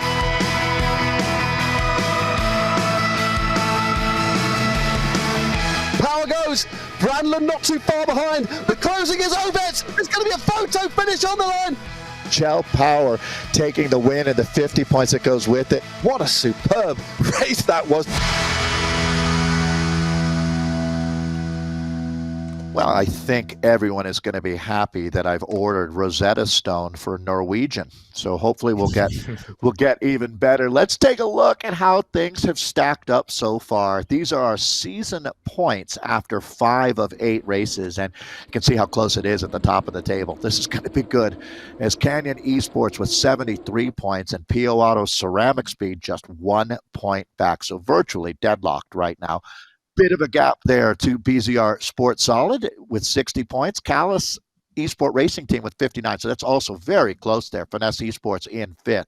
Movistar E-Team in 6th. Saris the Pros Closet sitting in 7th now. They're tied with Kirkmeyer with 51 points. You can see 48 for Next Esports and BRT Mountain Fuel. They round out our top 10 after 5 weeks of racing. We're going to jump right in as the guys are already out on course. I use that term Donnybrook. Rasan, you've been involved in a few of these in your day, as we'll have a lot of opportunity to talk about your thoughts on how to sprint and the techniques out here, as I love the fact that you've got a lot of Zwift experience as well. But let me very quickly, for folks joining us, if you're not already familiar, today we're being joined by Rasan Bahati. Rasan was one of the dominant sprinters in North America for a couple of decades. I always, Rasan, think back to you as a junior winning that elite Criterium National Championship in Downers Grove. Was that when you showed up on, I know you did a lot as a junior, but was that your big welcome to the big time? You know what's interesting about that race? I went there with the pros, and looking at the schedule, I knew that the pros would race on Sunday at 5 o'clock down in Downers Grove, downtown Downers Grove, Illinois. And I thought my race was just a regular race. I didn't know it was a national championship until I crossed the line, and they said, "Your new 2000 national champion is Rasan Bahati." Right? Yeah. So I knew that I was having a really good race, but that is the honest to God truth. I had no idea. I thought that race was just focused on the pros, and the amateurs was just having like an exposition type of thing. But it was a big win for my career, and really set me up to do some better things. Yeah, really, and being here with us, it's all part of a life journey, isn't it? Well, Daniel Absolutely. Turek is the rider that we're looking at now. He's one of the former World Tour pros that we've got racing here. This is always an interesting sector of this course. We were talking with Hannah about this. So this little kicker here, saw like when we were in with Kristen Kolchinsky, you could see her standing up and going to the whip there. As you really want to carry your speed and momentum. It pitches up to 7% briefly there. But now you kind of start the downhill run. As well, I call it downhill, but it's certainly, it feels like you're never really going downhill, but you're going uphill. I guess when you're out on the Champs-Élysées, it's not an easy course, that's for sure. But just like we saw for the women, we have 6 sprints out here. Expecting the same, Rasan? You think we'll see a split in this group, or are these guys all going to be able to hold together, more or less? Yeah, this course is very heavy. It's almost like everyone's riding with their brakes on. But yet they go really, really fast. So I think given that, we will see a field sprint. Of course, I would love to see a field sprint. But again, too, you could also look at the first couple sprints to see how things play out.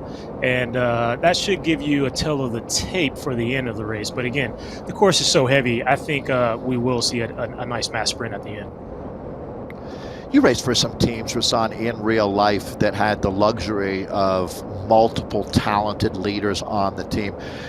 On a day like today, if you went in, let's say with your old Mercury team, would you have some riders that would be going for the sprints and other riders that would sit back waiting for the finale? Is that a pretty common way to do it? But the thing that's different here is you don't have an 8-rider or a 10-rider team.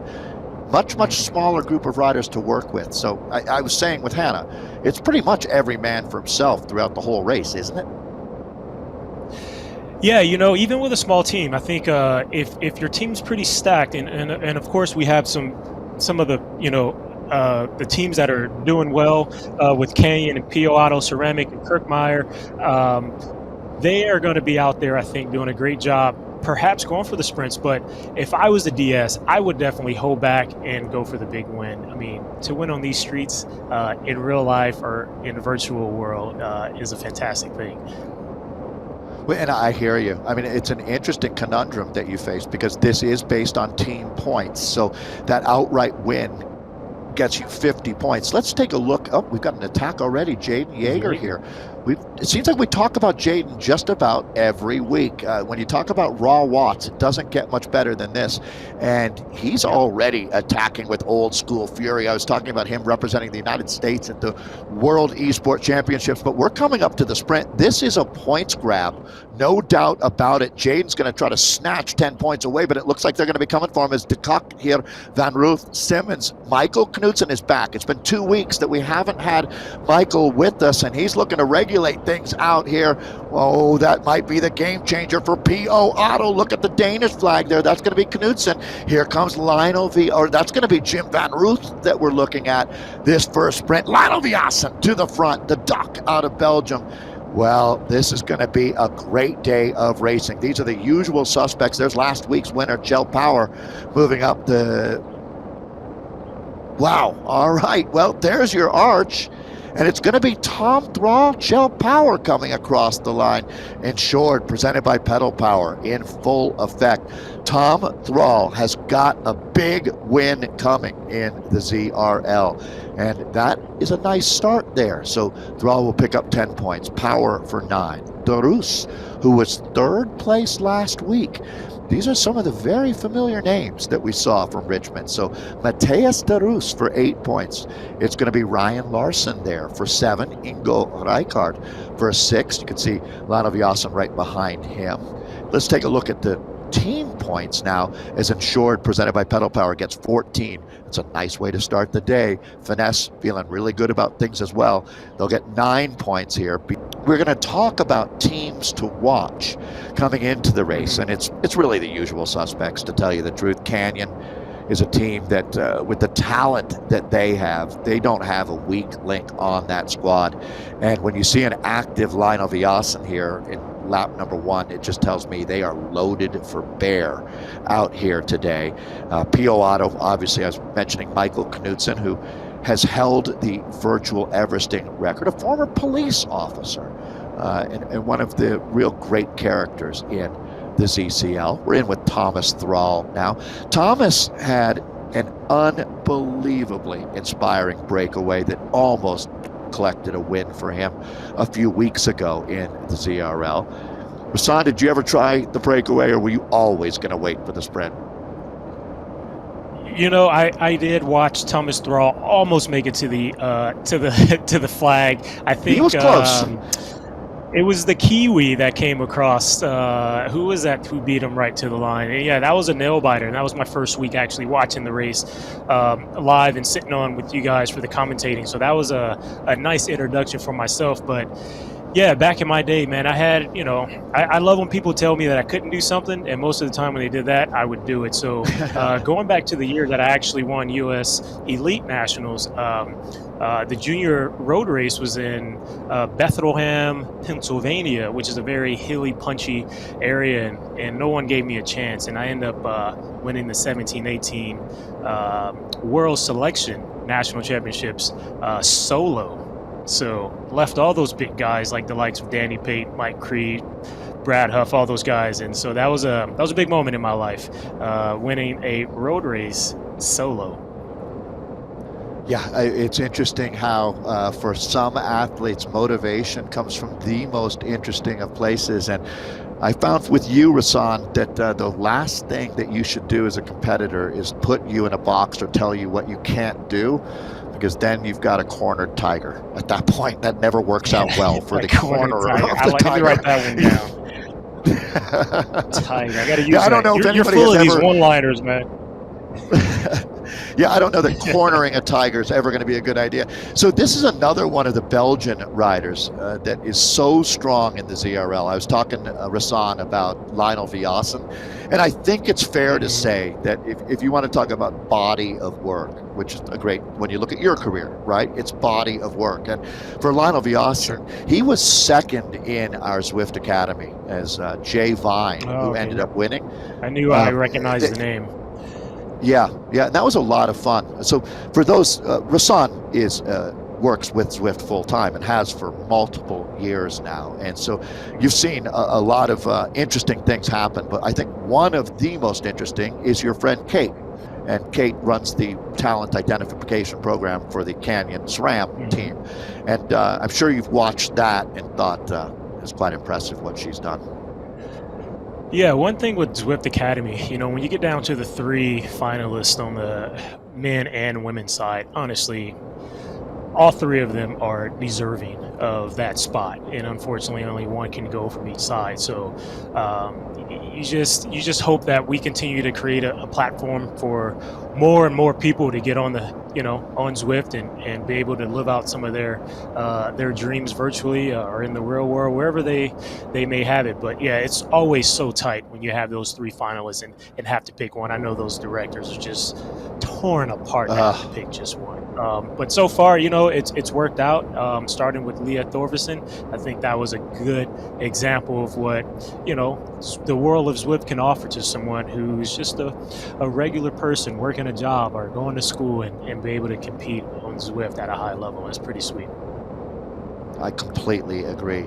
So when you look at a race like this today here, the depth and the quality of the elite men in the ZRL Premier League it's so high these days. I mean, you see Michael Knudsen here at the back of the group. He's one of the most talented riders that I've ever seen. Let's take a look at the ride-ons that the riders are getting. Michael is a former police officer. I was mentioning he now works with IDD kids and has a huge heart. I think is a great place to start.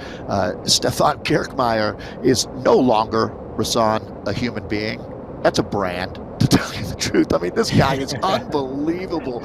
As he look at this, I mean, he's picking up ride-ons as we speak. He'll hit 200 by the time I'm done blathering on here. Right. So, and Michael Knudsen also always going to be popular. Lionel Viassen, we call him the Duck, although I don't know if you're aware of, I don't know if you collected model trains when you were a kid, but Lionel trains are a well-known brand. And I have to say that Lionel races like a train. And then Freddie Ovitt, who rides well with your friend's team, Justin Williams and Legion of LA.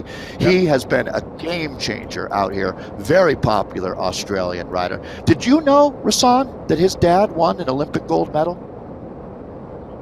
I didn't know that, but by the looks and the way he rides, you could tell he's got some good genetics. If you watch the first sprint, that sprint looked like it was going to go forever, and actually it did go forever.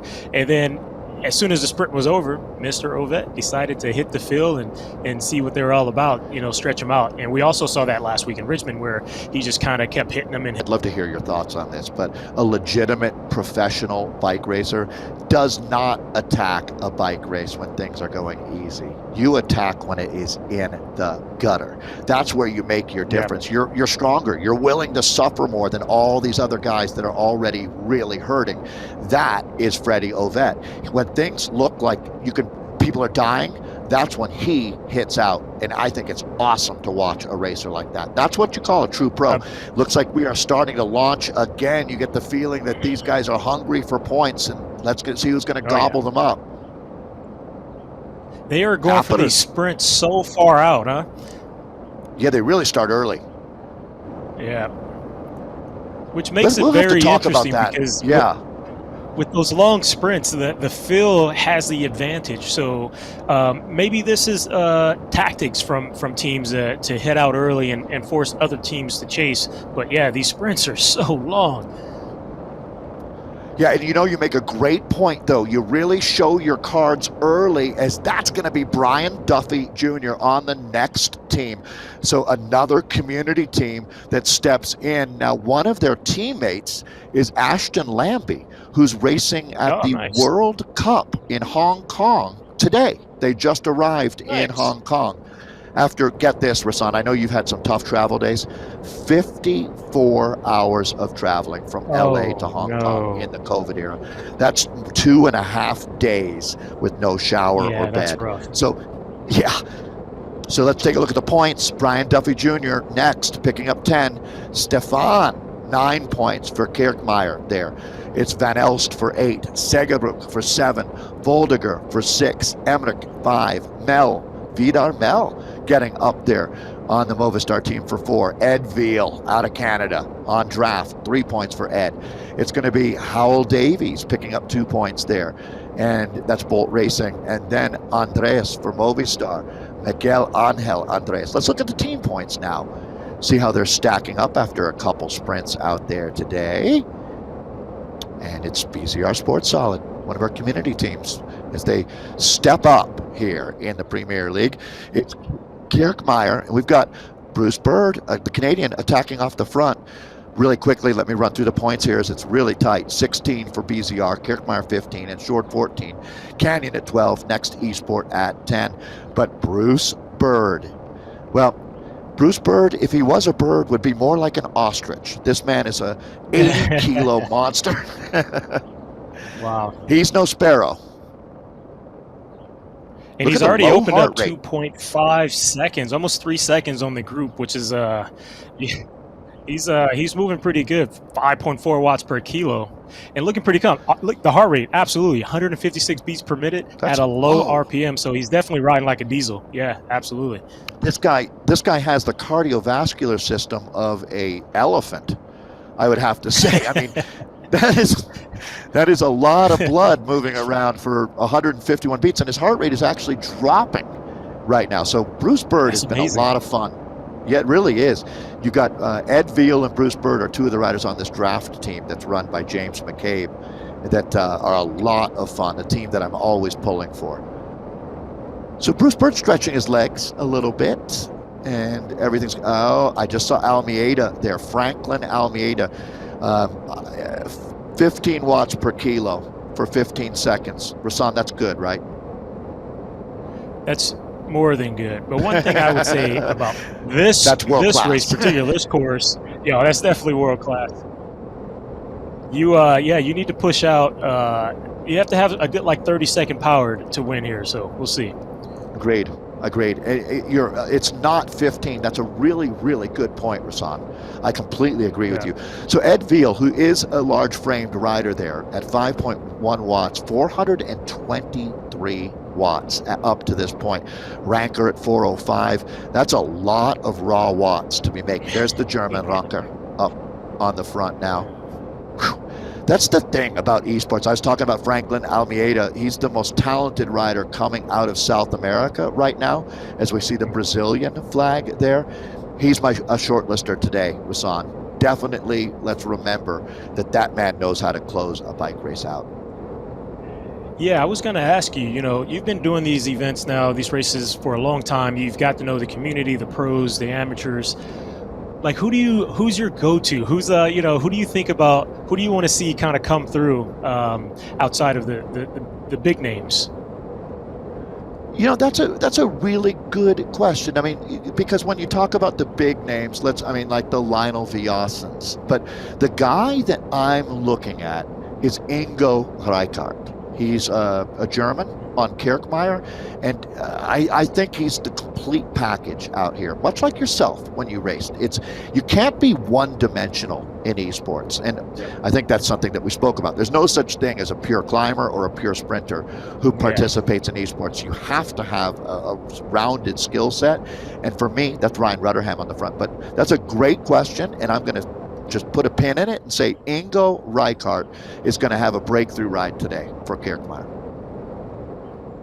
Right on. Yeah, I love picking the underdog sometimes, and just like watching the Giro the other day when Taco won. Like Taco, he's talking about when it goes hard and that rider attacks when it's already going hard. That's exactly what he did. He had his partner there who's riding with on the ropes, and he saw him hurting, and boom, he hit out. And it was always awesome to see the smaller team and the underdog team to get a big victory. I couldn't agree more, and I think we saw that pretty much universally from the cycling community yesterday. Is a guy who 4 months ago didn't even have a pro contract ends up winning a stage at the Giro yesterday. That gives me goosebumps. Again, that's why we do this. And it's this is so much more than an exercise contest. There's a guy though, Matt Usborne, that I would not want to have an exercise contest with. Look at the heart rate there, incredibly low, as he's making a lot of watts. Matt is up in Vancouver. I don't know if you've ever spent, Gastown Grand Prix goes right by his condo there in Vancouver. Nice. Yeah, and one of the best criteriums in North America, without any doubt. Absolutely. And Matt has been, he came back from a vein issue. I'm not going to say deep vein thrombosis, but he had an issue a few months ago that a little bit scary. And to see him back, and then he also, like Thomas Thrall, had a very impressive late race breakaway that didn't end up netting a win, but it netted us, it net him a lot of TV time and picked up quite a few fans out there. Yeah, and sometimes those moves make the other riders pay attention to you next time. They don't take you for granted anymore. So, sometimes you get out there. You only get one of you those. Have these big moves.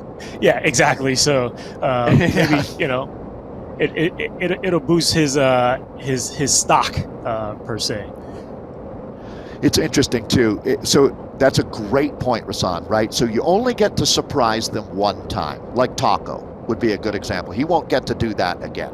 They'll shut him down next time. But he got one, and he made his name. We all know Taco van der Hoorn. Now, same thing out here with you lose the surprise element, but the flip side, Rasan, is that you become more confident, and you start to believe in yourself more. Yeah, so even though they're marking, bingo, exactly. Yeah. All right, well, we're working our way through the first third of the race. Again, it's just under 43K on the Champs-Élysées out here today. The Latisse sprint. So it's always amazing, Rasan, when you think about history, that at some point Paris wasn't Paris. It was just a river running through a field. And at that point, the Romans set up Latisse. Leticia, it's called, as we got a sprint coming up now at the exact spot where the first humans started living in Paris. So that's where our sprint line is called the Latisse sprint here today. And this is going to be our man, Michael Knudsen, but Gavin Dempster, the Scottish rider, over the top. Saris, the pros closet, is arriving center stage. As Gavin Dempster, I believe, they're going to get him. It's going to be Stefan Kirkmeyer. Now it's still not over. This is what you're talking about, Rasan. These sprints seem to go on for 15 minutes. Yeah. That's Van Elst that we're looking at now. I was mentioning Ingo Reichardt. Here he comes. And Van Elst is just going to get a Takato Ikeda, the Japanese rider on the Zwift Warriors team, getting up there. We'll take a look at how we scored it. And it is Stefan Van Elst there for 10 points. Takato Ikeda for 9, Stefan Kirkmeyer for 8, Ryan Larson for 7. It's going to be Daniel Gould for 6, Matt Usborne for 5, Ingo Reichardt for 4, Lionel Viasen for 3, Vidar Mel for 2, and Yamazaki for 1. Well, there's your top 10 for the individuals. Let's see how the teams have scored now through our third sprint. 3 sprints to go, and the finale on top of that. Kirkmeyer with 27. It's really close. It's BZR Sports Solid just 1 point back.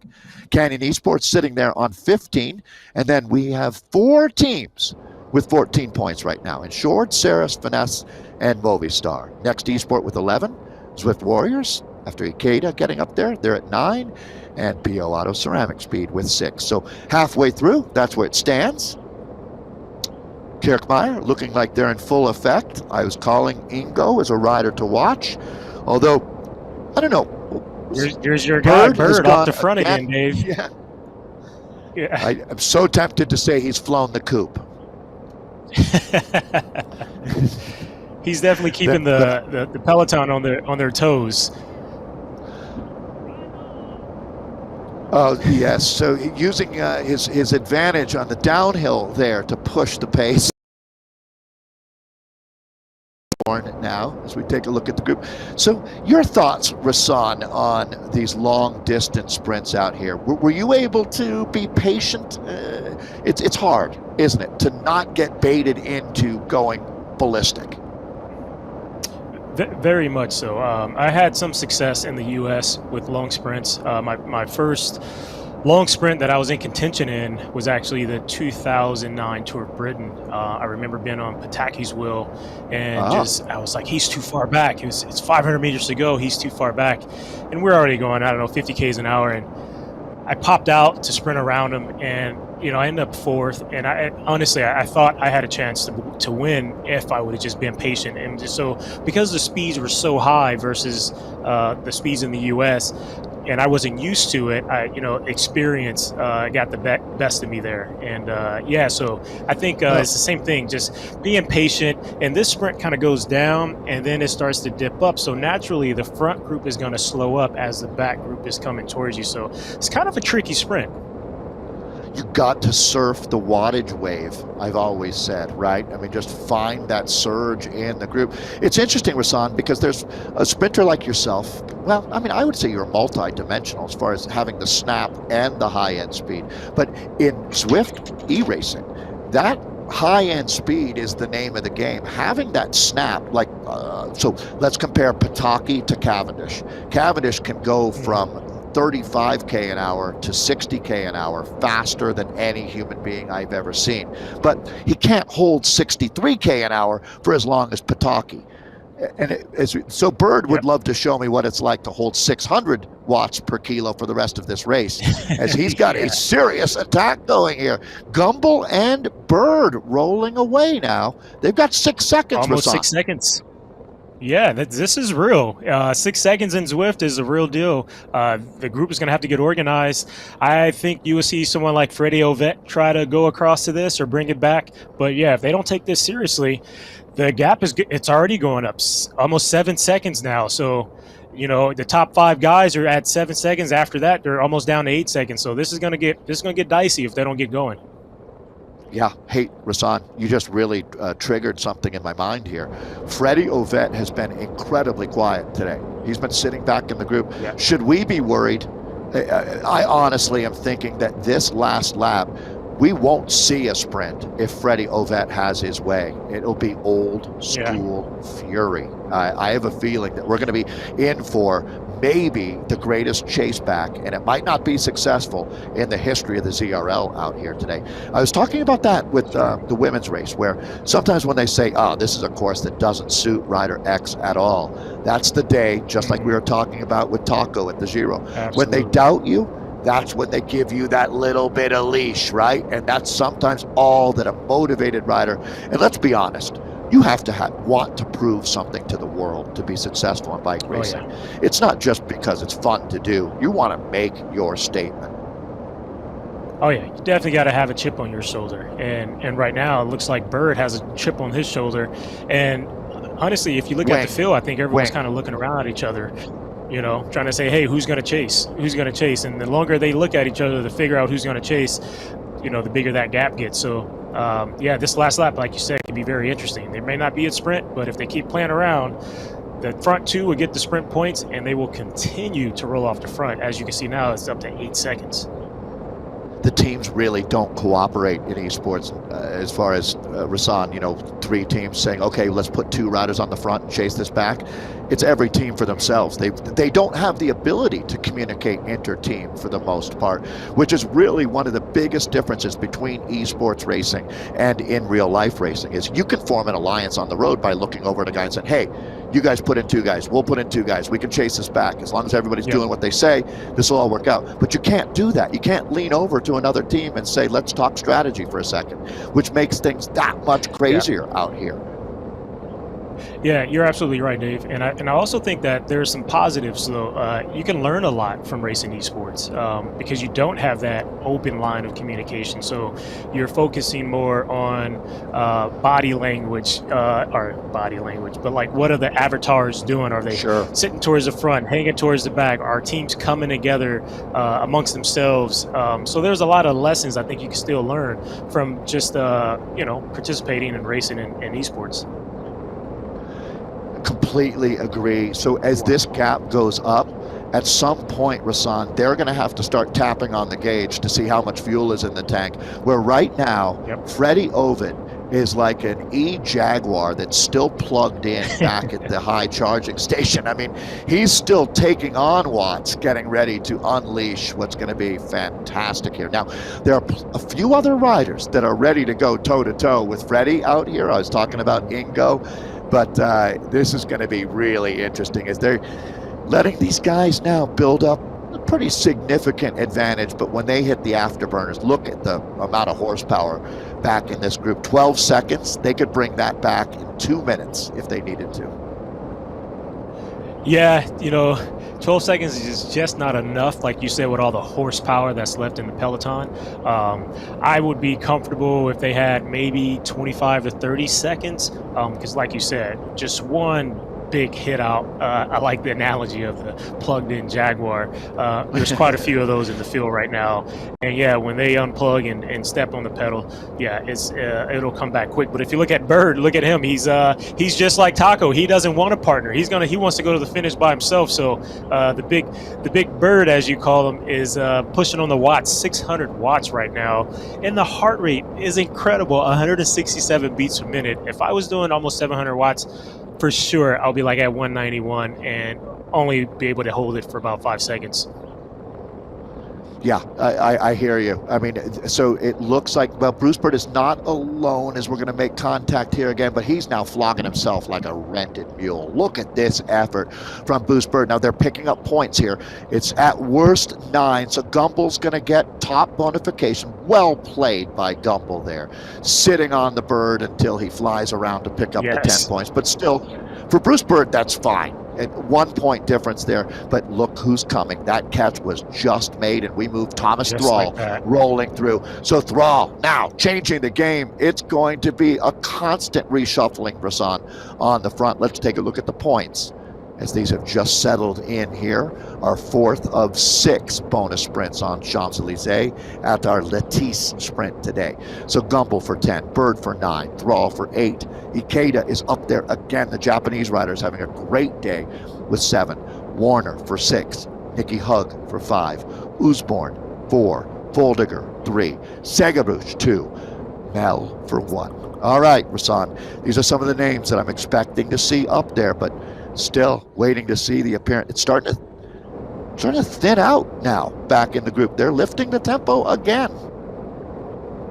Yeah, I mean, you saw what happened. That group came back in an instant for that sprint. So it's obvious that in their team meetings, they're not just waiting for the finish. They want to go for those points because if it was all about the finish, they would have let those two hang off the front and then brought them back.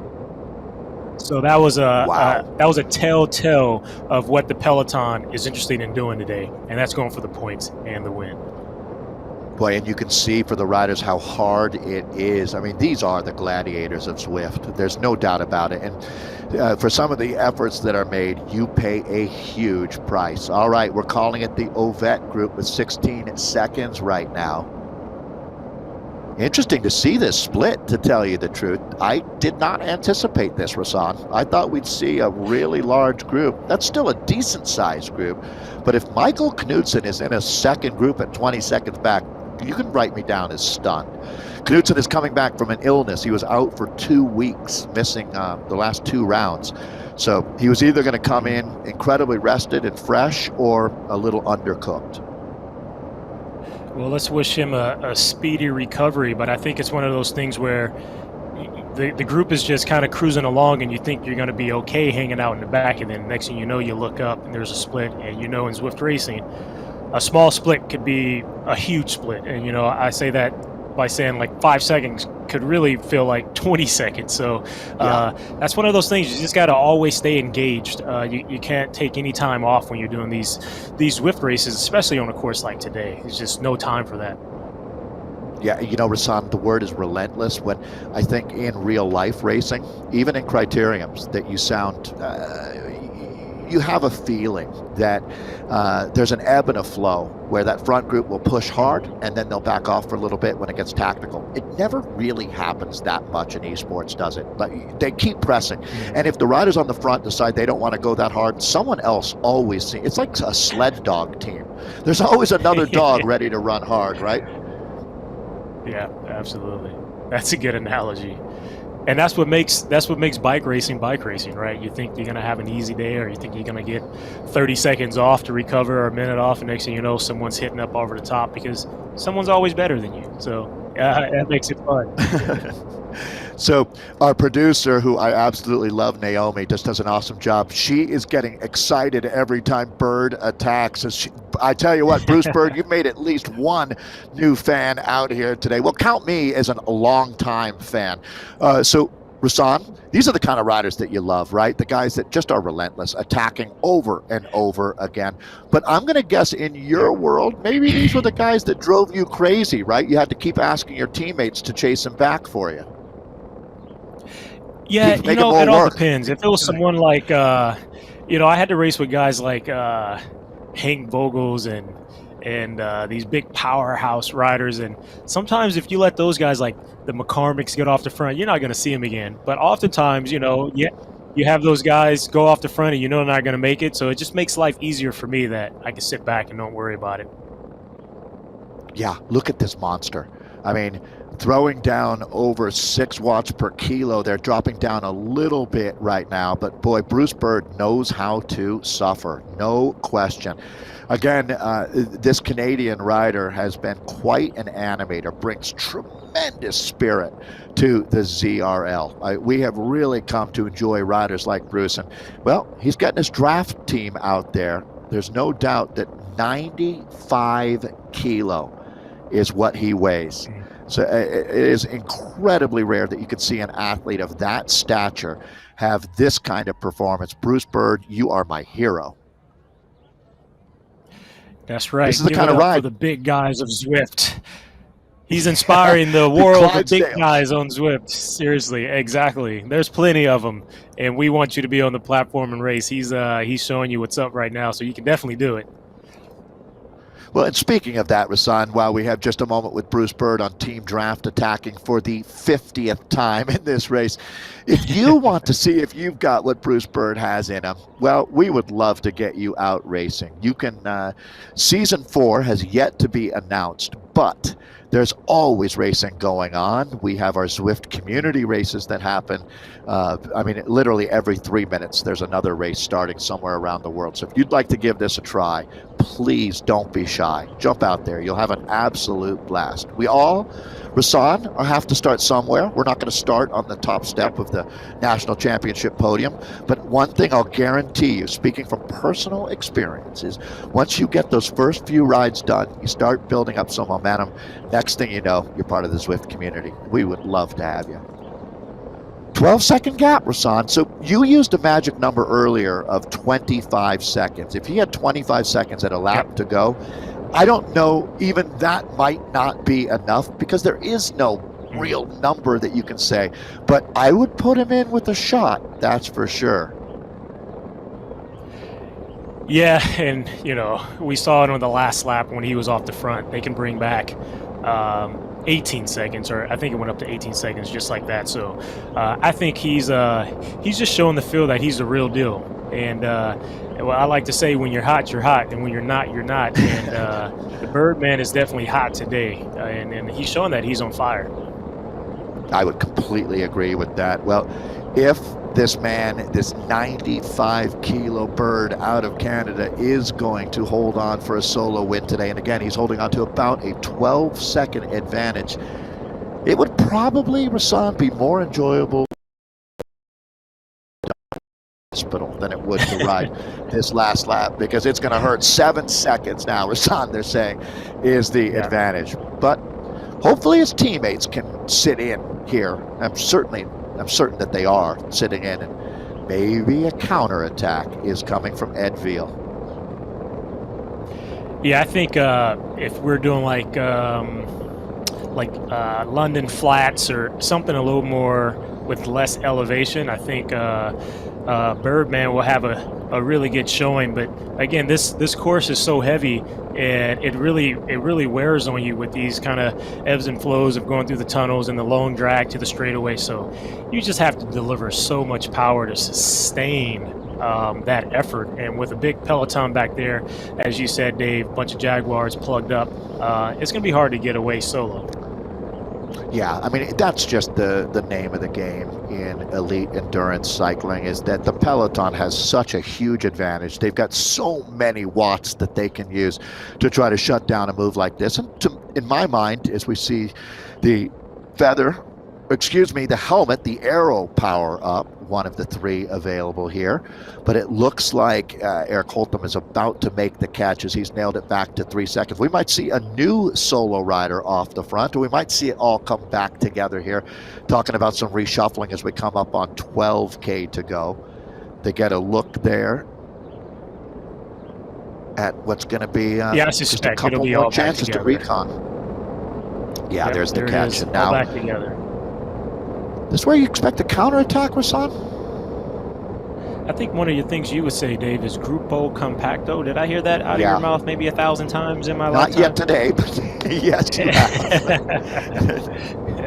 I didn't know you were listening. I always thought you were going too fast to hear. But yes, it's a real pleasure to work with you, Rasan. If I didn't hear what was going on, I was having a bad day. I did notice after a while that when I could hear everything and things were going in slow motion, I was having a good day. But if I couldn't hear anything or see anything and all I saw was a front wheel, I knew I wasn't having a good day.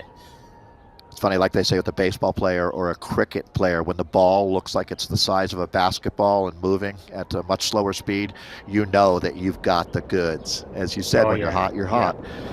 Well, who's hot today out here? Because this is where, again, I will go ahead and guarantee that we have a blistering attack. I'm not saying a solo attack, because I'm going to guess that it might be 2 or 3 riders that go clear. We've talked about Freddie. We've talked about Ingo Reichardt of the Kirkmeyer team.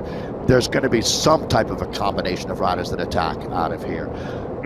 Look at that draft with 22 points there. That's a team punching above their weight here in the ZRL today, as Bird and Veal have certainly represented well, but Insured, presented by Pedal Power, that might come as a little bit of a surprise, Rasan, to some folks to see them with 36 points. I love it. I mean, maybe Tom Thrall can get in there today and see what he can do in the finale. There's no rider who well, when you talk about deserving in cycling, that's not a word that really comes into play. A lot of these guys deserve a win, but it doesn't work that way. We don't base it on that. It's going to come down to who's willing to hurt themselves more, dig deeper, scrape the bottom of the barrel. Bruce Bird is still riding up near the front. I have a feeling he's going to make a run at trying to grab some points here. But Rasan, this is where it's touch and go, isn't it? I mean, this next sprint, if you're sprinting for the win or planning on attacking late, this is where you wait, I think, and attack over the top of the next sprint. What are your thoughts?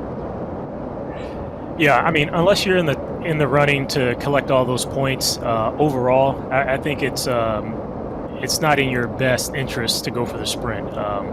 You'll have less than 10K after that, and as you see, the sprints are very challenging, so you're going to need everything you can get out of your sprint for the finale. So if I were in that group and I was going for the win and I wasn't in contention for overall points with the points race style, I would just kick back and hopefully the group stays together so I can have a sprint. If these guys weren't the cream of the crop, Rasan, I would say you could sprint yourself right out of the finale at this next bonus, but that's not going to happen with these guys. They're smart enough to know to not overextend themselves. It's Pim van Diemen, the Dutch rider, attacking now. He came over from Dutch Racing to join Movistar, but they're going to make that catch. That's going to be Ryan Rutterham. And Bruce is the other rider here.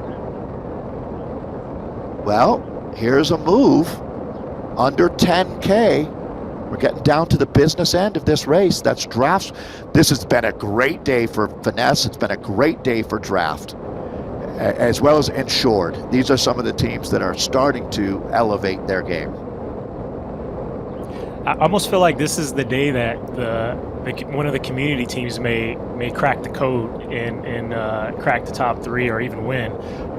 It's just from the flow of the race. I'm not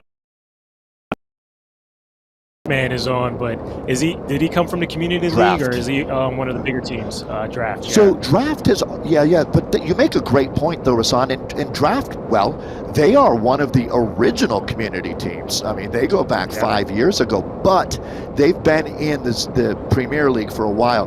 The team that I'm going to go with, for as far as community, there's the jersey right there, is Kirkmeyer Cycling. The Bumblebee jersey, the black and yellow. Ingo Reithart or Stefan Kirkmeyer are both there, and they came out of the community from last season. So that would fit the bill for what you're talking about. Jaden Yeager. Well, here. as long as they have their stinger, they can definitely have an impact today. So let's hope that happens. I like I said, I'd love to see the underdog reach the top step. A bee showing up without a stinger is like showing up at a gunfight without a... Well, you know what they say. So I think they've got it. Used to bees don't make no honey. Well, who's going to make honey today out here? 8K to go. So there is a lapped rider that we're looking at here. The World Elite Zwift rider is a lap down, just to remember that, as Harvard Zeldnis is a former winner, a previous winner in the ZRL in this group. I would take Jaden with me on any breakaway attempt. The guy is just a massive engine, but it looks like we're going to reshuffle here. Ryan Rudderham on the front, Holtham, Usborn, Yeager, Zeldnis, Mel, Berg. Okay. It's the usual suspects up here, and they are drilling it right now, Rasan. Yeah, I've ridden with Yeager in real life, and he's definitely a force to be reckoned with. So if his power is equivalent to other riders in the group right now, it's a lot of horsepower out there. And we're getting down to the end, almost going into our bell lap, and I don't know, we might be up for just a massive field sprint. What do you think, Dave? I don't know. I'm starting to think that they're going to blow this thing to bits. There are so many riders. Now, this is going to be exactly what we love in the ZRL. So I want to go back to Jaden Yeager very quickly. We have Goats, the greatest of all time, and Toads. I think you probably met Jaden and Toad at the Tour of America's Dairyland out there. But look at this now. Left, right, and center, Rasan. We got riders all over the shop. Now, bonus points here, but then we move into finale mode. We're inside of 7K to go. We are locked and loaded. This is not a drill. Big time bike racing back on the ZRL. This is bananas on the front right now. Let's see how we score this one. Ryan Rudderham should be good for 10. Strike. Did you see that? Was that the sprint? So taking it. That was. Oh, okay. That was the finish line that we were going through. Sorry, this is Jim Van Ruth that we're looking at. Bruce Zeldnis, but they are really blowing this one up right now. You would have thought that was a sprint, the way they are going so hard on the front right now. So there's a lot of guys, Rasan, that don't want to wait around for a field sprint out here today. Yeah, and this small groups has about 3 seconds. They could potentially make it to the finish, so keeping an eye on the back group to see how those watts spike up as they get closer to the sprint point here. And at this point, it looks like they're going to just let them roll off the front. That's pushed up to about, 4 seconds, 5 seconds towards the end of the group. So they may make it to the finish, and then hopefully we see a counterattack then just to keep the fireworks going. So it looks like they're deploying all of their power-ups that they have. Again, today we've got the van, which is the drafting power-up, which gives you 50% increased draft for 30 seconds. The feather, which reduces your weight for 15 seconds by 10%. This is the sprint line. So it did work out. They were able to stay away, as Jim Van Ruth there, the Dutch rider, sitting second wheel, is going to be right on Bruce's wheel. So this is going to be good. And actually, looks like Ruth is going to look to come around here. We'll see. You might as well. I mean, you're out there now. You might as well get the points since you're out there. You made that big effort. Agreed and done and done. As Jim Van Ruth will pick up 10 points, making 10.7 watts per kilo as he comes across our sprint line there. We'll take a look at how the top 10 scored there on that final bonus sprint. Jim Van Ruth for 10, Bruce for 9, Ikeda again up there. Well, he's been a one-man wrecking crew for the Zwift Warriors, picking up 8 points. Warner for 7, Thrall for 6, Kirkmeyer for 5, Usborn for 4, Mel for 3, Emmerich 2 and 1. So that's our final Lutece sprint out there today. Look at how the teams then have been able to combine their points, and that is the name of the game. It's your team that decide the top squad, although there's no doubt that the glory of racing for the win certainly will come into play, as we see again Gilbert picking up the top points out there in that fine. And I don't think I saw a counterattack. Oh, I'm sorry, go ahead, Dave. No, go ahead. Counterattack. Now, I was going to say right after that sprint, yeah, I saw a small counterattack go, and I can't tell. There it is, yeah, there it is. And I was thinking to myself, if this one doesn't survive, nothing will, because they came at the absolute perfect point. They didn't let the group reshuffle. As soon as the sprint was over, it just kept rolling off the front. Yeah, they're going to again. Yeah, it's going to be fun. Let me just quickly run the points we have into. Of racing here on Champs-Élysées, as Finesse Esports is having a great day. 43 points on top of the show, is right there, 1 point back. These are two teams that are having their best day ever in the ZRL. Let's see if they can finish it off. They've got the talent to do it. Kirkmeyer E-Racing at 38. So these are really, Rasan, this is not the norm. We're seeing some teams that are really taking a big step forward out here in France. So, in short, Kirkmeyer, Zwift Warriors, B-Star, Movistar, Draft. I mean, this is fantastic. The parity. You know, I think you're a fan of the NFL. The United States, we're always looking at leagues. Go Cowboys. All right. Boo Cowboys. But I'm a Broncos fan, right? But we certainly, that parity is what you're looking for. Good games. Competitive league. And have we ever found that in the ZRL? So this is it. Which we're moving into the final 3K. I'm picking one more attack out of this group. We'll see, though, Rasan, if you're in this race, you'd be happy, everything all together right now. The German Ranke on the front now. Yeah, this is your world. We're just living in it now. It's a sprint finish, Rasan. Yeah, this is what you signed up for, right? Be exactly. Going off the front, riding at your threshold for an hour. This is perfect for the guys who are feeling fresh. I'm sure they're licking their chops right now and wiping the sweat and getting the most water they can get in right now, so they can open up the biggest sprint they have possible. But again, it could be one of those riders that are not pure sprinters.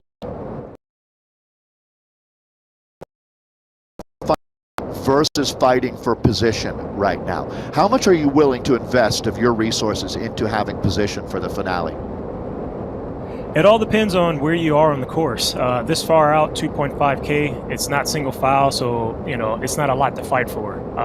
But if you're getting a little closer to the end, you definitely have to pick your battles. I learned that the hard way. And as I got older, you just understand you can't win them all. So I would be patient right now and waiting to about, I don't know, maybe a kilometer to go to really make my last final. Okay, Rasan, let's watch the Canadian Thomas Thrall. We've got the two insured riders up on screen. That's going to be Patrick Wally, who is the director of the American team at the Esports Worlds. Oh boy. So this is now going back up to the front. That's Howell Davies, the Welsh rider that we're looking at. So I was thinking Thrall at the back is trying to play his cards correctly, using the draft as well. And so far, so good as we go inside 2K. So if he's following your formula, Rasan, he's got to be starting to move up through the group right about now. 1K comes up quickly. Here we go, folks. Time to get out the brass tacks. We've got 63 riders in the front group. Only one man licks his plate clean in Paris today. Yeah, 63 riders. If you're riding tailgun right now, maybe a little bit too far back, but you definitely have the draft that you can use to get you through all this roller right here. So Thrall is probably in a good spot.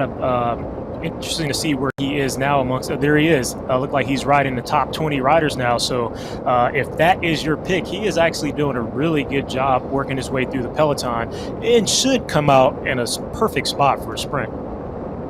I was making him your pick, actually. But I'm gonna. Oh, my pick. I'll take you picked him. for me. No. That's awesome. Yeah, I picked for you right now.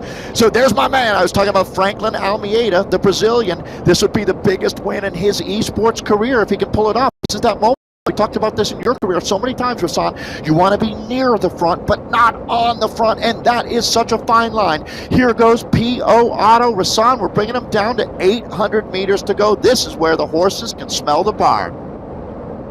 This is it. 800 meters, still a long way to go, as we noticed from every single sprint we saw today. So that rider with patience and the one who's going to be the freshest is going to win today.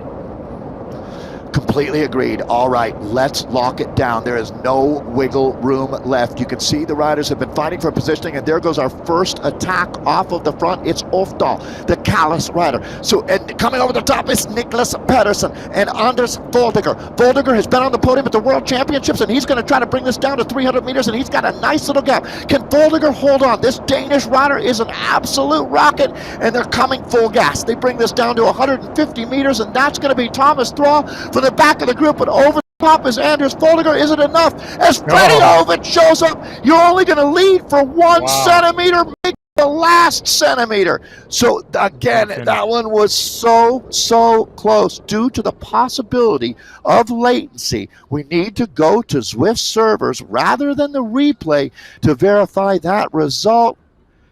Brian Duffy Jr. for 50 points. Freddie Ovett gets second with 40. Mateus de Roos for third. Thomas Thrall, he went from the back of the group to fourth place there.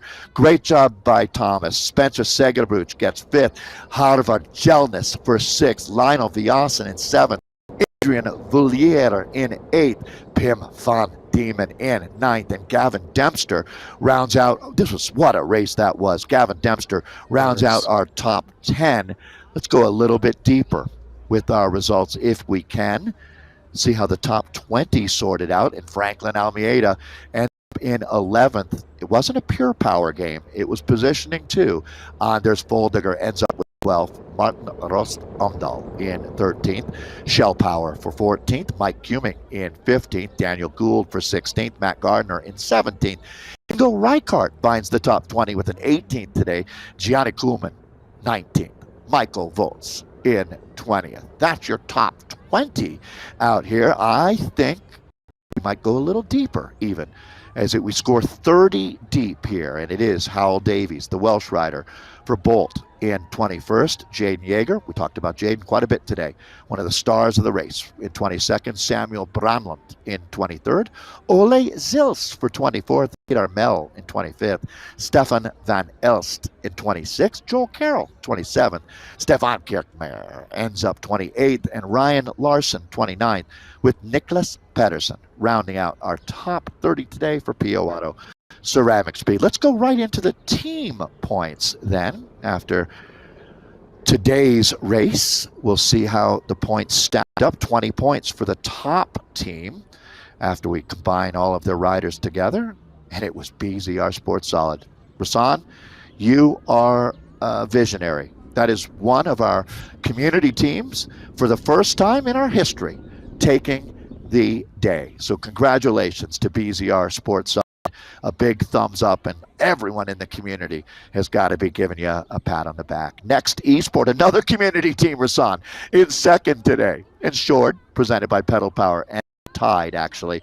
It was based on the Duffy getting the better placing there that they get the extra point for second versus third. Canyon Esports in fourth. Movistar tied in fourth as well there with 68 points now. And this is the season today, that we're looking at with the points. It's Saris the Pros Closet, 6th, Esports in 7th. Kirkmeyer E-Racing, 8th today. Plus Esports in 9th. And then the World Leagues round out our top 10. We'll go to page 2. Take a look at 11th place. Have to catch your breath after a finish like that. Freddie Ovett's points help move Legion up into 11th, Legion of Los Angeles. Restart Racing for 12th. Swift Warrior Cycling in 13th.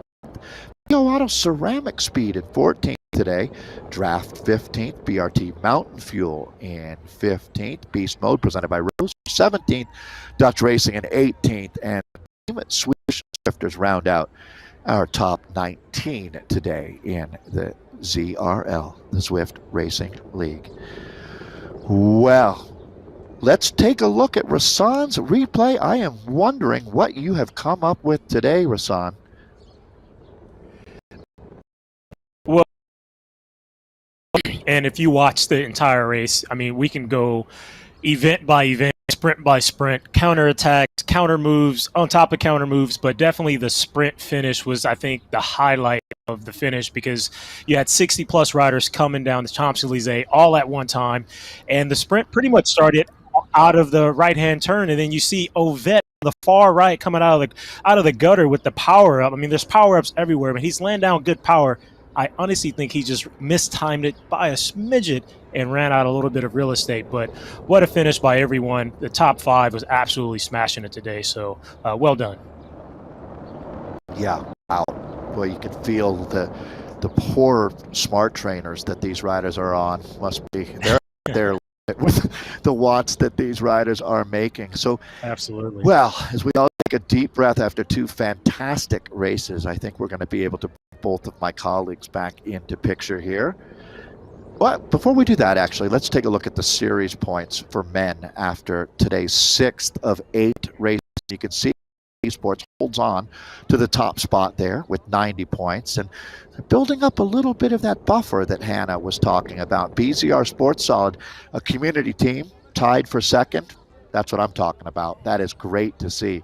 PO Auto Ceramic Speed tied right now on 80 points there for second with BZR Sports Solid. Callis Esport Racing Team, the all-Norwegian squad, is sitting in 4th, 1 point ahead of two different teams here, as Finesse is moving up right now, and Movistar sitting on 70 points as well, as they are in 5th and 6th. Sarah the Pros Closet in 7th, a couple points down to Next Esport. The ride that Brian Duffy Jr. had today certainly is a good indicator of things to come for Next.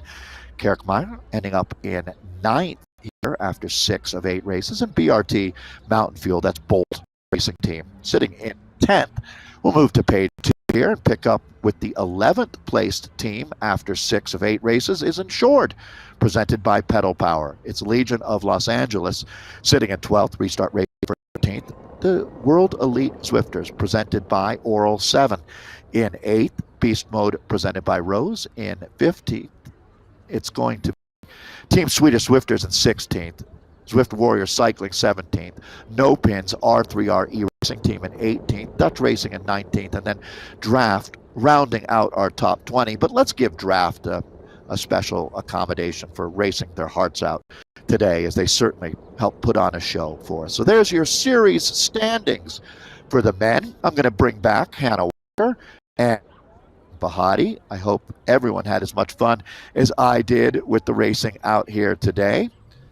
But first, let me throw it to you, Hannah. One side thing, Heino did not pad the big lead that they were looking to have heading into the final 2 races. Should make for an incredible last 2 races of the season. It certainly should, and the way that Movistar E-Team really took it to each of the intermediates there, then into the finale. Wow, I mean, that was incredible. However, Heino, when you look at the overall standings as it is right now at the end of 6 races, they've opened up 3 points to their nearest rivals of Team Swedish Zwifters. So they have opened up that small buffer, but it's really not over. I mean, the podium places right now are so close in 3rd, 4th, 5th. I mean, it's like a point separating all those teams. So it's next week's team time trial and the road race to round out week 8 is going to be so exciting. Completely agree. It's not like you want to give Heino an inch, right? But as you said, anything can happen in the last 2 weeks, and I can't wait. Rasan, it was great to have you on board out here today, and you can see that sprinting in this world is a little bit different, but I think maybe the difference is how hard it is to get into that. Boy, do these riders fight out here in esports. What are your thoughts on that?